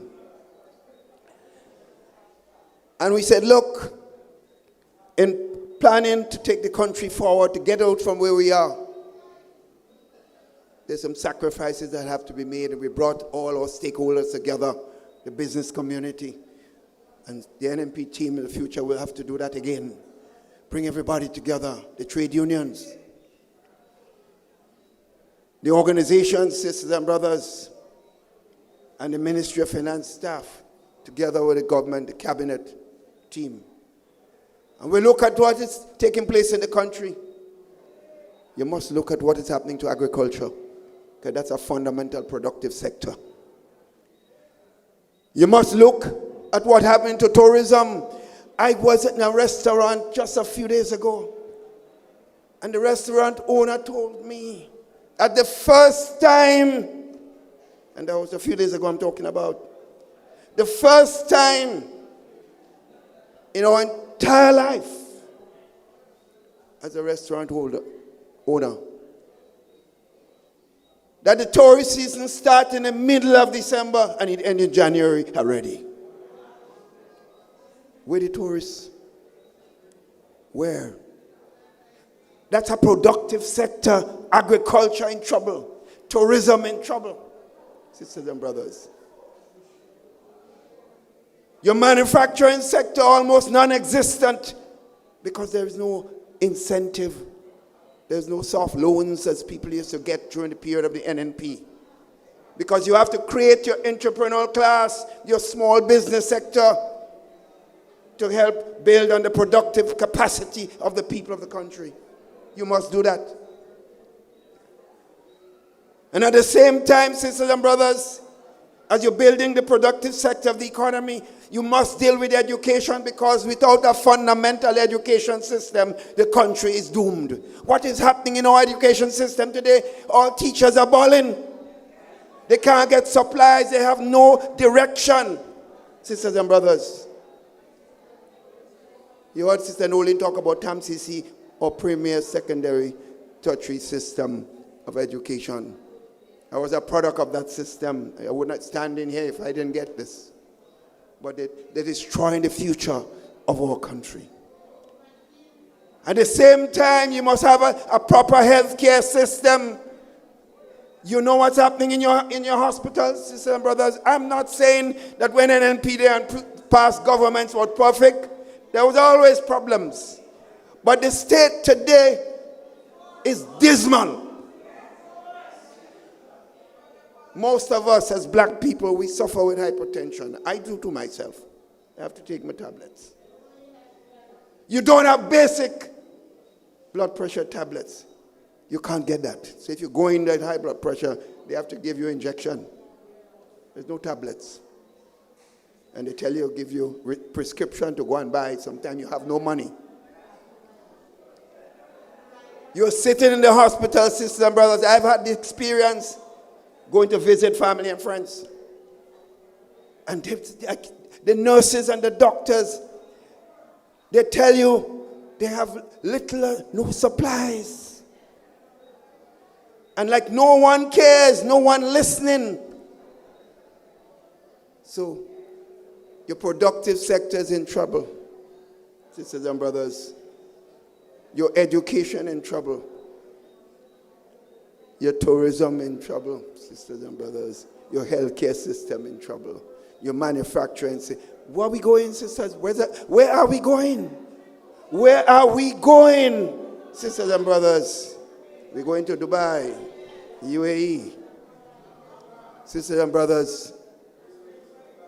That's why I am telling you here today, sisters and brothers, that if we want to save this country and if we want to prepare a better life for our children and grandchildren, please get rid of Dick Mitchell and that NTC bunch as fast as possible. And I'm ready to do everything possible to help in that exercise. Sisters and brothers, I get calls from all over the world. I get calls from all over the world. Sisters and brothers, do you remember in 2019, the World Bank and the IMF named Grenada as the best performing economy in the Caribbean? And they said the Minister of Finance was the best Minister of Finance in the Caribbean at the time. And I remember I said to the people, I was then Minister of Finance, that's not an honor for me. It was an honor to the entire cabinet of Grenada, Carriacou, and Petit Martinique. And that cabinet included your future Prime Minister, NNP. and some other members of the team. So in other words, we know how to we know how to take a country from a bad state with uniting our people, bringing people together, and doing what we can to build back our country. We know how to do it, sisters and brothers. That's why I'm here tonight. That's why I will be in every village in the country. I am not, as I said, almost a year and something ago, 2 years plus. I've given 40 years of service to this country. I left material wealth to leave to come here. And I've never regretted 1 minute of it. But it's sad when I see what is happening to a country which was on the move. A country that was seen as an example for small economies throughout the world. Sisters and brothers, small economies around the world. When we took Ivan, Emily, and built back our country within a year and a half, and people say, well, they can't understand how that was done. We were the prize of the region, the prize of small economies in the world. And that's why, sisters and brothers, I want to make some points here tonight on the political front. Sisters and brothers, you have an NNP party. The only how a party could govern properly, it has to have proper leadership, and you have to have a team of men and women prepared to work together to build that country. You have to have people who put the country first. Put the country first, the people of the country first, and make the necessary sacrifice to get it forward. And I want to say this. Your leadership has a responsibility in selecting the team that represents that party. And the leader and the team cannot satisfy everybody. Everybody want to run. How could everybody run? Some have to run as candidates. Some have to prepare to help after the government is elected. In fact, some people may become successful candidates, an MP, and may not necessarily be in a ministry. But some people may not run. But the leader has a right to choose people outside of the elected team to do what? To make sure we can build Grenada, Carriacou, and Petite Martinique. So I beg each one and every one of us, sisters and brothers, we can hear the rumblings. Stop it. Everyone can run. Every one of us. I could be there too. But my role now is not running for anything. My role now is to support the team of the new National Party. Support my country. Support my people. And I believe, sisters and brothers, people like Brother Baptiste and others who are here tonight are patriots who want to do the same thing, to build our country, to help our people to move forward. Not the personal things, sisters and brothers. So I make a special plea here tonight. When that team is selected, sisters and brothers, every one of us must march behind that team, sisters and brothers, because it's not about the leader. It's not about any one person. It's not about individual. It's about Grenada, Carriacou, and Petite Martinique, sisters and brothers. So, friends, it's your responsibility These guys in power, they are not interested in people. They don't even care if quarter of the people vote for them. If they could steal it, they're stealing it just to stay in power, because they never are wrong people in the first place. They travel all the time. They don't be here. So if they disappeared 70% of the time now, if you vote for them again, you ain't going to see them. In other words, sisters and brothers, these people have no interest in this country. And that's why I'm saying to you, you see that voters list? Don't play with that. These guys will pad the voters list. They will pad the voters list, sisters and brothers, with names that you have never seen. You might see all kind of names, Chung, Wong, and Wong Ping, and you never know. You never know. Look at the list, sisters and brothers. That's not a joke. Because they know if they rely on the people who are legitimately have a right to vote, they cannot be in government after the next election. And that's why I'm urging every one of you, stop thinking that we win already. We ain't win nothing yet. We ain't win nothing yet. We win after we do the work, we check the voters list, we make sure the numbers are correct, and then all of us will celebrate that glorious victory when the new National Party is returned to office to protect the destiny of Grenada, Carriacou, and Petite Martinique. I love every single one of you. Let's march together with our team, NNP, sisters and brothers. Thank you and good evening.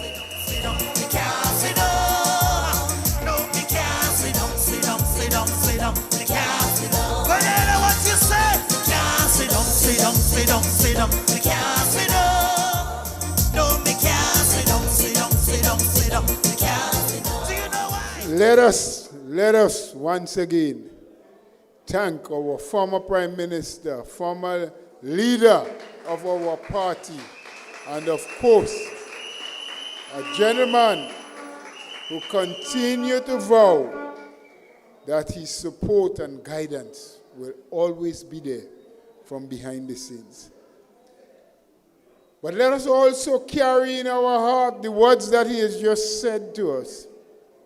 Do our work.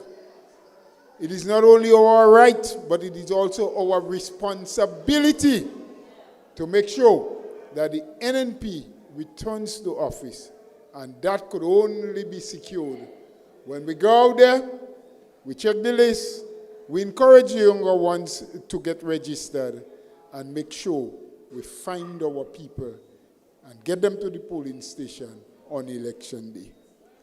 Thank you, Dr. Mitchell, for all your advice and words of wisdom.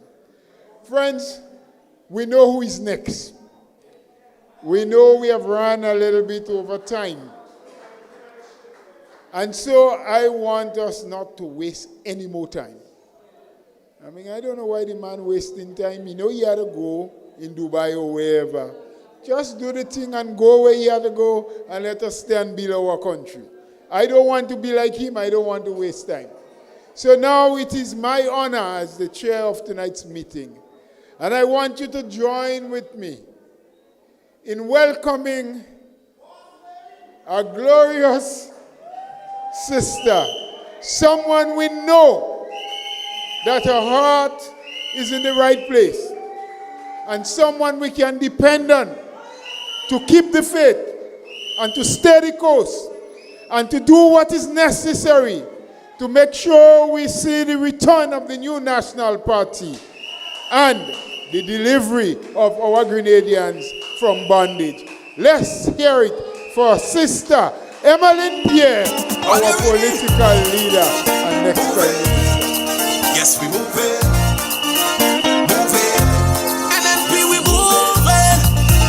Move it. Yes, we move it. Don't stop. Don't stop. Don't stop. All people, they say. Thank you so very much. We We're not sticking. We're not sticking. We're not sticking. Let me say tonight a very warm welcome to the constituency of St. Andrew Southeast. Let me specially recognize tonight former political leader, former Prime Minister of Grenada, Carriacou, and P.T. Martinique, the legendary Dr. the Right Honorable Keith Claudius Mitchell. I also take the opportunity to recognize all executive members who are here, executive members, members of parliament. I want to specially recognize all of you tonight. I also want to specially recognize, I call him tonight our guest speaker. I recognize a son of the soil and someone who has served this country well. Brother Baptiste, I want to recognize you tonight. Brothers and sisters all, I greet you tonight. Very unfortunate circumstance. I feel so broken tonight, I'll be honest with you. The reason I joined you so late is because I participated in the vigil for young Alejandra Let Hippolyte. I'm not sure if many of you are aware, but this young lady was in her 3rd year working hard to become a nurse in this country. Most of you here, most of us have children. And anyone without children must know of a young person that they love and care for. So I say to you tonight, it is not just the people of the community from which she came, but I believe every single Grenadian is hurting the tragic, senseless killing of this young lady. And you know, last Saturday, I went with her father on the actual site. And when he described the circumstances, you wonder, how could a human being do something like this? But tonight I say to you, and I feel strongly about this, every single one of us in this room have a responsibility to break the silence when it comes to abuse and violence against women and girls in our society. Every single one of us have a responsibility to stand up for women and our girls in our homes, in our communities, and indeed in our nation. I say to us tonight that every single one of us have a voice that we must use to help to protect those who are vulnerable. But I want to say something I feel strongly about as well. It is not just our girls. We have a responsibility to also protect our boys. Brothers and sisters, we cannot just get emotional in these moments, but we have to ask ourselves, what more can we do as individuals? What more can we do to protect those who must be protected? Every single one of us have a responsibility. But I believe, brothers and sisters, that the biggest responsibility lies in the hands of the leadership of any country. And I can say to you that when the NNP left office in 2022, serious work was taking place. Serious work was done when it comes to protecting women and girls. As a matter of fact, under the Spotlight Initiative, numerous amendments to legislations were being discussed. And I challenge this administration to push forward with the work that the NNP has started in this regard. I challenge this administration to bring to the Parliament the revision to legislation work that would have started under the NNP, because government is a continuum and we must not take too long to continue the serious work that started under the NNP administration. I don't know for you, but the silence in this country is deafening. The silence in this country is deafening. And I say to every single one of us, we have a responsibility to stand up. We have a responsibility to speak up. And we have a responsibility to stand up for those who cannot stand up for themselves. That's our responsibility. But I say to us tonight, this silence goes beyond tragedy and the specific incident that I'm speaking about. Brothers and sisters, there is a silence in this country when we speak about national security that bothers me deeply. You see, we have a reputation. And that reputation says that Grenada is one of the safest places in the world. That's our reputation. Our reputation is that people throughout the world long to come to Grenada because of peace and stability. Brothers and sisters, there is no doubt, there is absolutely no doubt that that reputation is being threatened and questioned today. To the extent that the highest level of security advisory against this country was slapped on us some months ago. And as I said before, there's a silence that is deafening in this country. Because after this, brothers and sisters, we have not heard a serious word from the government of this country, and this is unacceptable. We have to protect. You know, people have worked hard.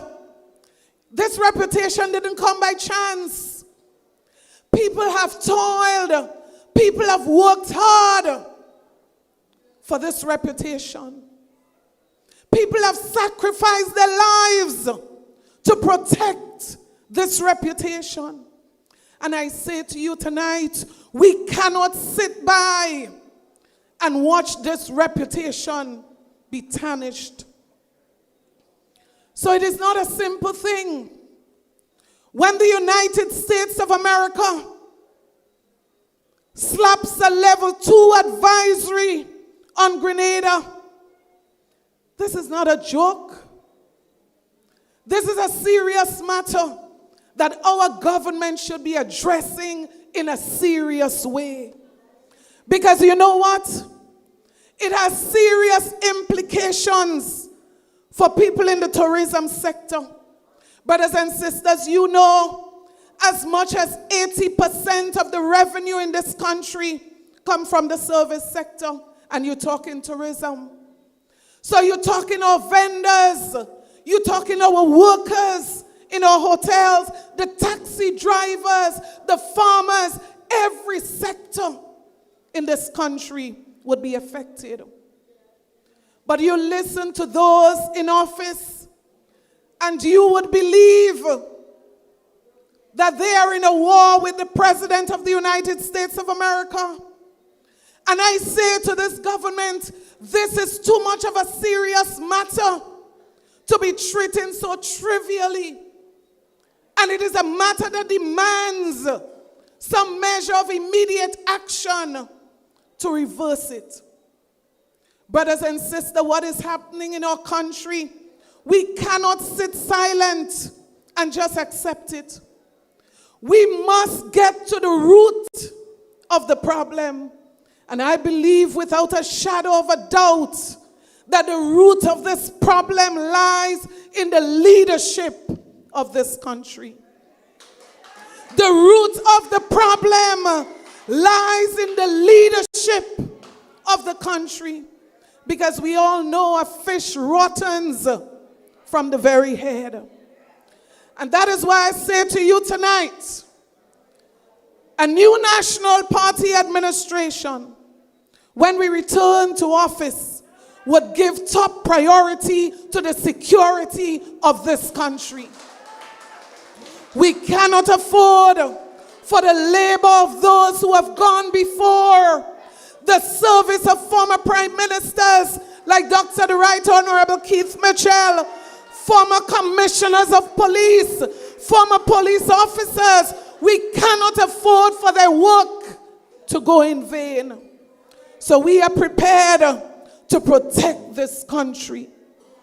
So that is why I say to you tonight, brothers and sisters, we will take whatever actions are necessary to maintain the reputation and to protect the livelihoods of the people of this country. This is not a simple matter.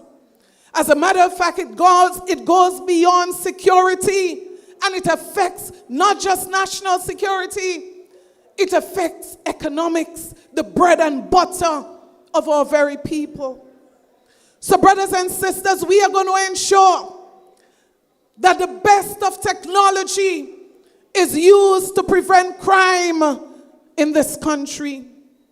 Brothers and sisters, I say to you that a serious program will be rolled out to ensure that we develop the Royal Grenada Police Force. We are going to utilize the skills and the talent of retired police officers, because I believe the strength of the police force is outside the police force. We got to strengthen. We cannot run a country where police officers are doing 5 weeks of formal training and then you expose them to the wolves. This is unacceptable. So I say to you, training and development for police officers will be a top priority under the next NNP administration. Brothers and sisters, not only this, the moral of the police, we must address this issue. The level of politics taking place in the police force is unacceptable. Brothers and sisters, when we are talking national security, we can't play political football. The country is at stake. So when you take a senior officer in the Royal Grenada Police Force, you kick that officer out and pay him for 3 years to sit down home, I say that's a criminal act in itself. We cannot trivialize the issue of crime and violence in our country. Brothers and sisters, it was said by the very Prime Minister that the problem as it relates to gun violence in this country originates as it relates to the access to guns coming through the port. And I ask the Prime Minister now, since you know that, what have you done to correct the problem? But I say to you tonight, an NNP administration will address the issue of gun violence in a serious way, not knee-jerk reactions and passing of legislations. We are going to seriously address this problem. As a matter of fact, one of our first business when we get into office would be to pull all of our stakeholders, all of our social partners together. Because I say to you tonight, the police on their own cannot cannot seriously address the issue of crime and violence. They're crying out.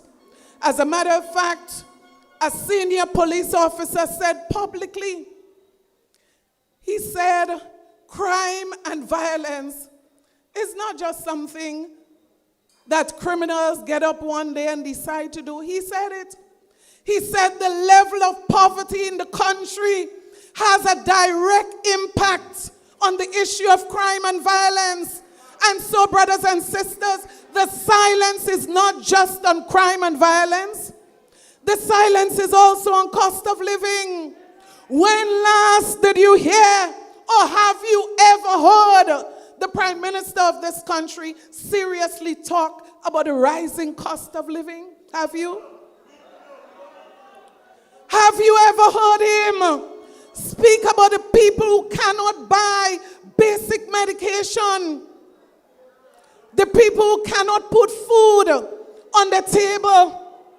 Have you heard him speak about the rising cost of electricity and the water cost that is going up? The cost of sugar, brothers and sisters, basic necessities. Have you ever heard him address these issues? Well, I say to you tonight, when the new National Party returns to office, one of the first items on the agenda will be to address the rising cost of living in this country. I say tonight, enough is enough. Enough is enough. Enough is enough on this matter. So I want to guarantee you, brothers and sisters, that we will review in a very serious way the items that are under price control. We are going to review in a very serious way the items that are VAT exempted. Brothers and sisters, we are going to go back to our policies as it relates to the reduction of electricity cost. So when we pass legislation as it relates to solar energy, giving so many people around this country an opportunity to access electricity, to access solar panels on their homes, brothers and sisters, that eliminates or reduces significantly the cost of electricity. That was NNP at work, brothers and sisters. That was NNP understanding that we must manage the cost of electricity. But furthermore, I say to you, when the new National Party decided to buy back shares in Grenlec, this was not a move that was just miscalculated. This was a seriously calculated move, understanding that when you control the shares, you control the decision-making process.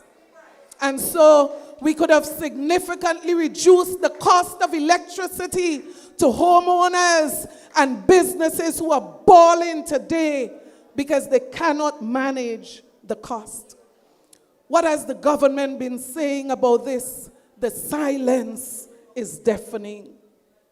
So I say to you tonight, the new National Party, when we return to office, will immediately take action to reduce the cost of electricity that is stifling the average Grenadian. Brothers and sisters, not just that, we are going to work with the private sector as closely as possible to give the necessary support to businesses that are dying in this country, especially our small businesses. And so I say to you, get ready for the return of the new National Party. Brothers and sisters, the silence is not just deafening when it comes to cost of living, when it comes to national security. The silence is deafening even in the area of infrastructure.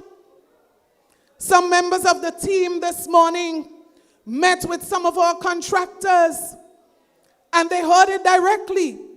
Brothers and sisters, we have to address what is happening in infrastructure in this country. And at this point, I want to recognize, brothers and sisters, the new National Party administration. When we speak infrastructure development, you cannot speak about another party in this country but the new National Party. Credit to Brother Gregory Bowen, credit to Dr. the Right Honorable Keith Mitchell for the foundation that they laid. But I say to you tonight, when the NNP returns to office, we are going to continue the work that was started, the foundation that we had built, and we are going to take infrastructural development to the next level. Brothers and sisters, I say to you, get ready for the return of the new National Party. And that is why the cost of development, I say to you tonight, the cost of development does not have to be so high. So when I listen to complaints of people about our road network throughout the length and breadth of this country, the response from the government is simply this: take what you get and cool it, because that's the price of development. We say no, because there is a point at which the cost of development must not go further. It must be managed, and it has to be managed by a government that understands. So we say tonight, what is happening to night shift? What is happening to night shifts that we cannot better manage what is happening? Is it impossible to implement night shifts?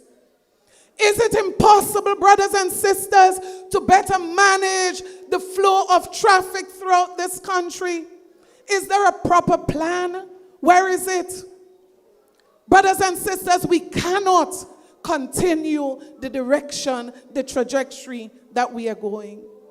And that is why tonight, in the interest of time, I close by saying this. I am confident, without a shadow of a doubt, that if there is any team that could improve and correct the issues that we face today, that team is the new National Party. And so tonight I say, we are building a team of Grenadians. And I'm not just talking tonight about candidates, because candidates is just one portion of what is needed for a strong government. I say we are building a stronger team of candidates, but we are building a stronger support team around these candidates of people with experience, people with wisdom, people who are capable of working to turn this situation around. And as I always say, I'm amazed by some of the people who are coming forward to say, we want to be part of this. So where are we? Last week Tuesday, everybody got? Is there something about announcements that make it quiet? Okay, I'm not going to announce anything tonight, so don't get so quiet on me. Last week Tuesday, brothers and sisters, we launched 9 candidates. How many more we have to launch? Well, you keep in check. Brothers and sisters, I say to you, tomorrow morning at 10 a.m., the NNP will launch 5 more candidates as we prepare for the next general elections. I say to you tonight, the house is solid. The house is solid. The house is solid. And the pillars are stronger. And tonight I want to ask those candidates who have been launched, stand and take a bow. Those who have been launched, well, Adrian, the candidates, not the supporters of the candidate. Brothers and sisters, they are not all here, but put your hands together and recognize. And I say to you, tomorrow morning at 10 a.m., you're going to get 5 more of the solid NNP team. Our vision is simple. My vision is simple. The party's vision is simple. And I close by saying to you tonight that I am honored and I am humbled to have been given the opportunity to lead this team. I'm humbled. But our vision is simple. We are prepared to build a Grenada. We are prepared to build a Grenada for all Grenadians. A united Grenada where every single citizen, in spite of your religious affiliation, in spite of your political affiliation, can feel that they have a piece of Grenada that they can hold on to. This country belongs to all of us. And I say to you, we are rising up because we are prepared to protect Grenada, Carriacou, and Petite Martinique. We are rising up because we will not be silent about the future of this country. We are rising up because Grenada deserves better. This country requires people who lead that have a heart, a real heart, a heart for people, a heart for Grenada, Carriacou, and Petite Martinique. So I ask you to stand with me. If you care about Grenada, stand with me. And I say to you, Grenada first, Grenada second, Grenada third, with God by our side, and we move forward as one people under God. May God bless you. May God bless Grenada, Carriacou, and Petite Martinique too. Put your hands together. Long live the new National Party. God bless you.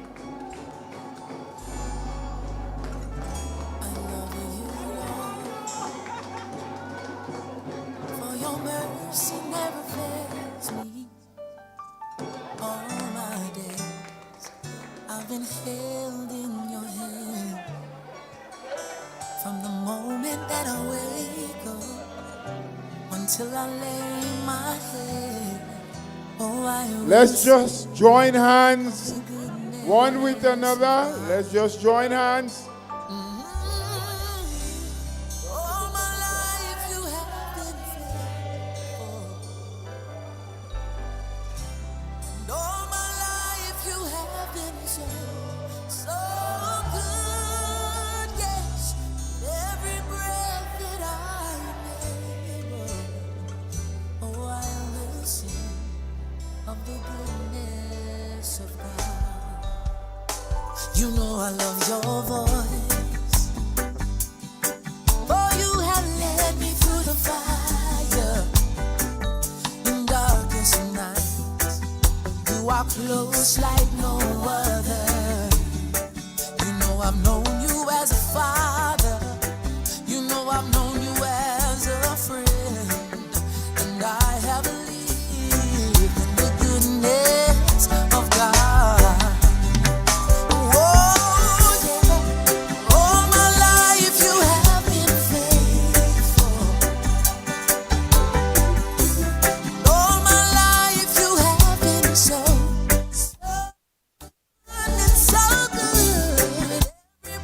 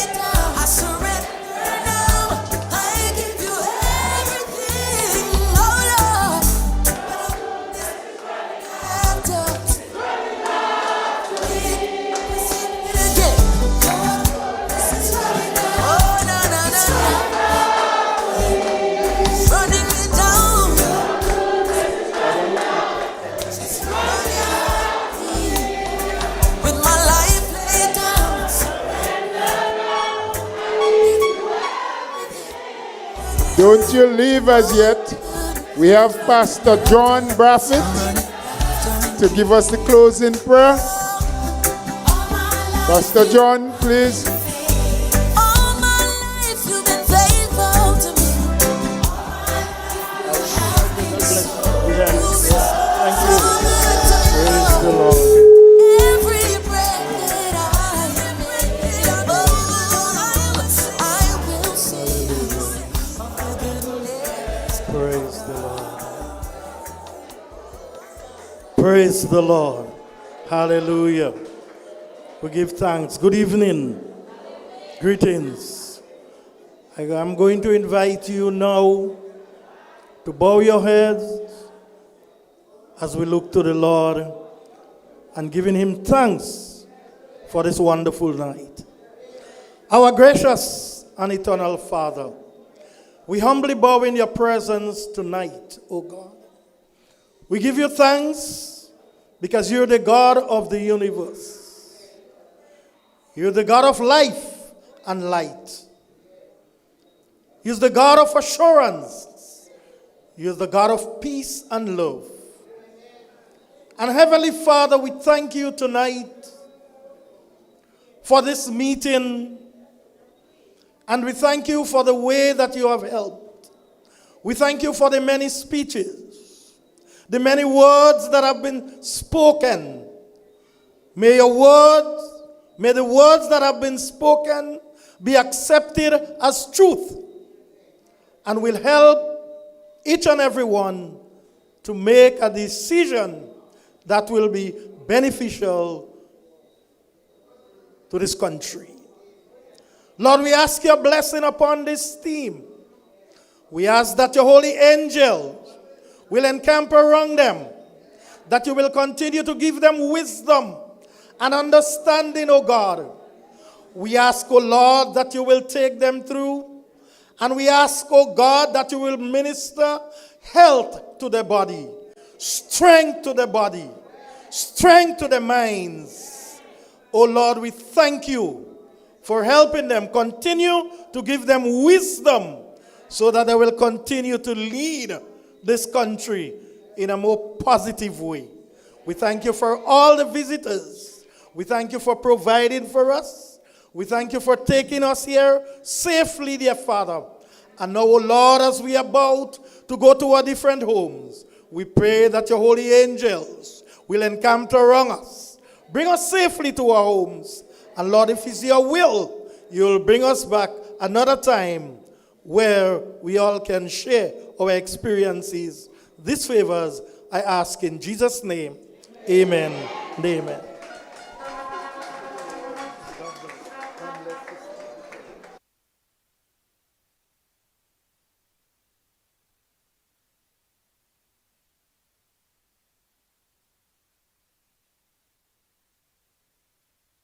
Thank you, everyone. We did appreciate your presence, and we hope that you have heard something that can make you now feel to work or to work harder than you have been working before. Get home safely. Thank you, everyone.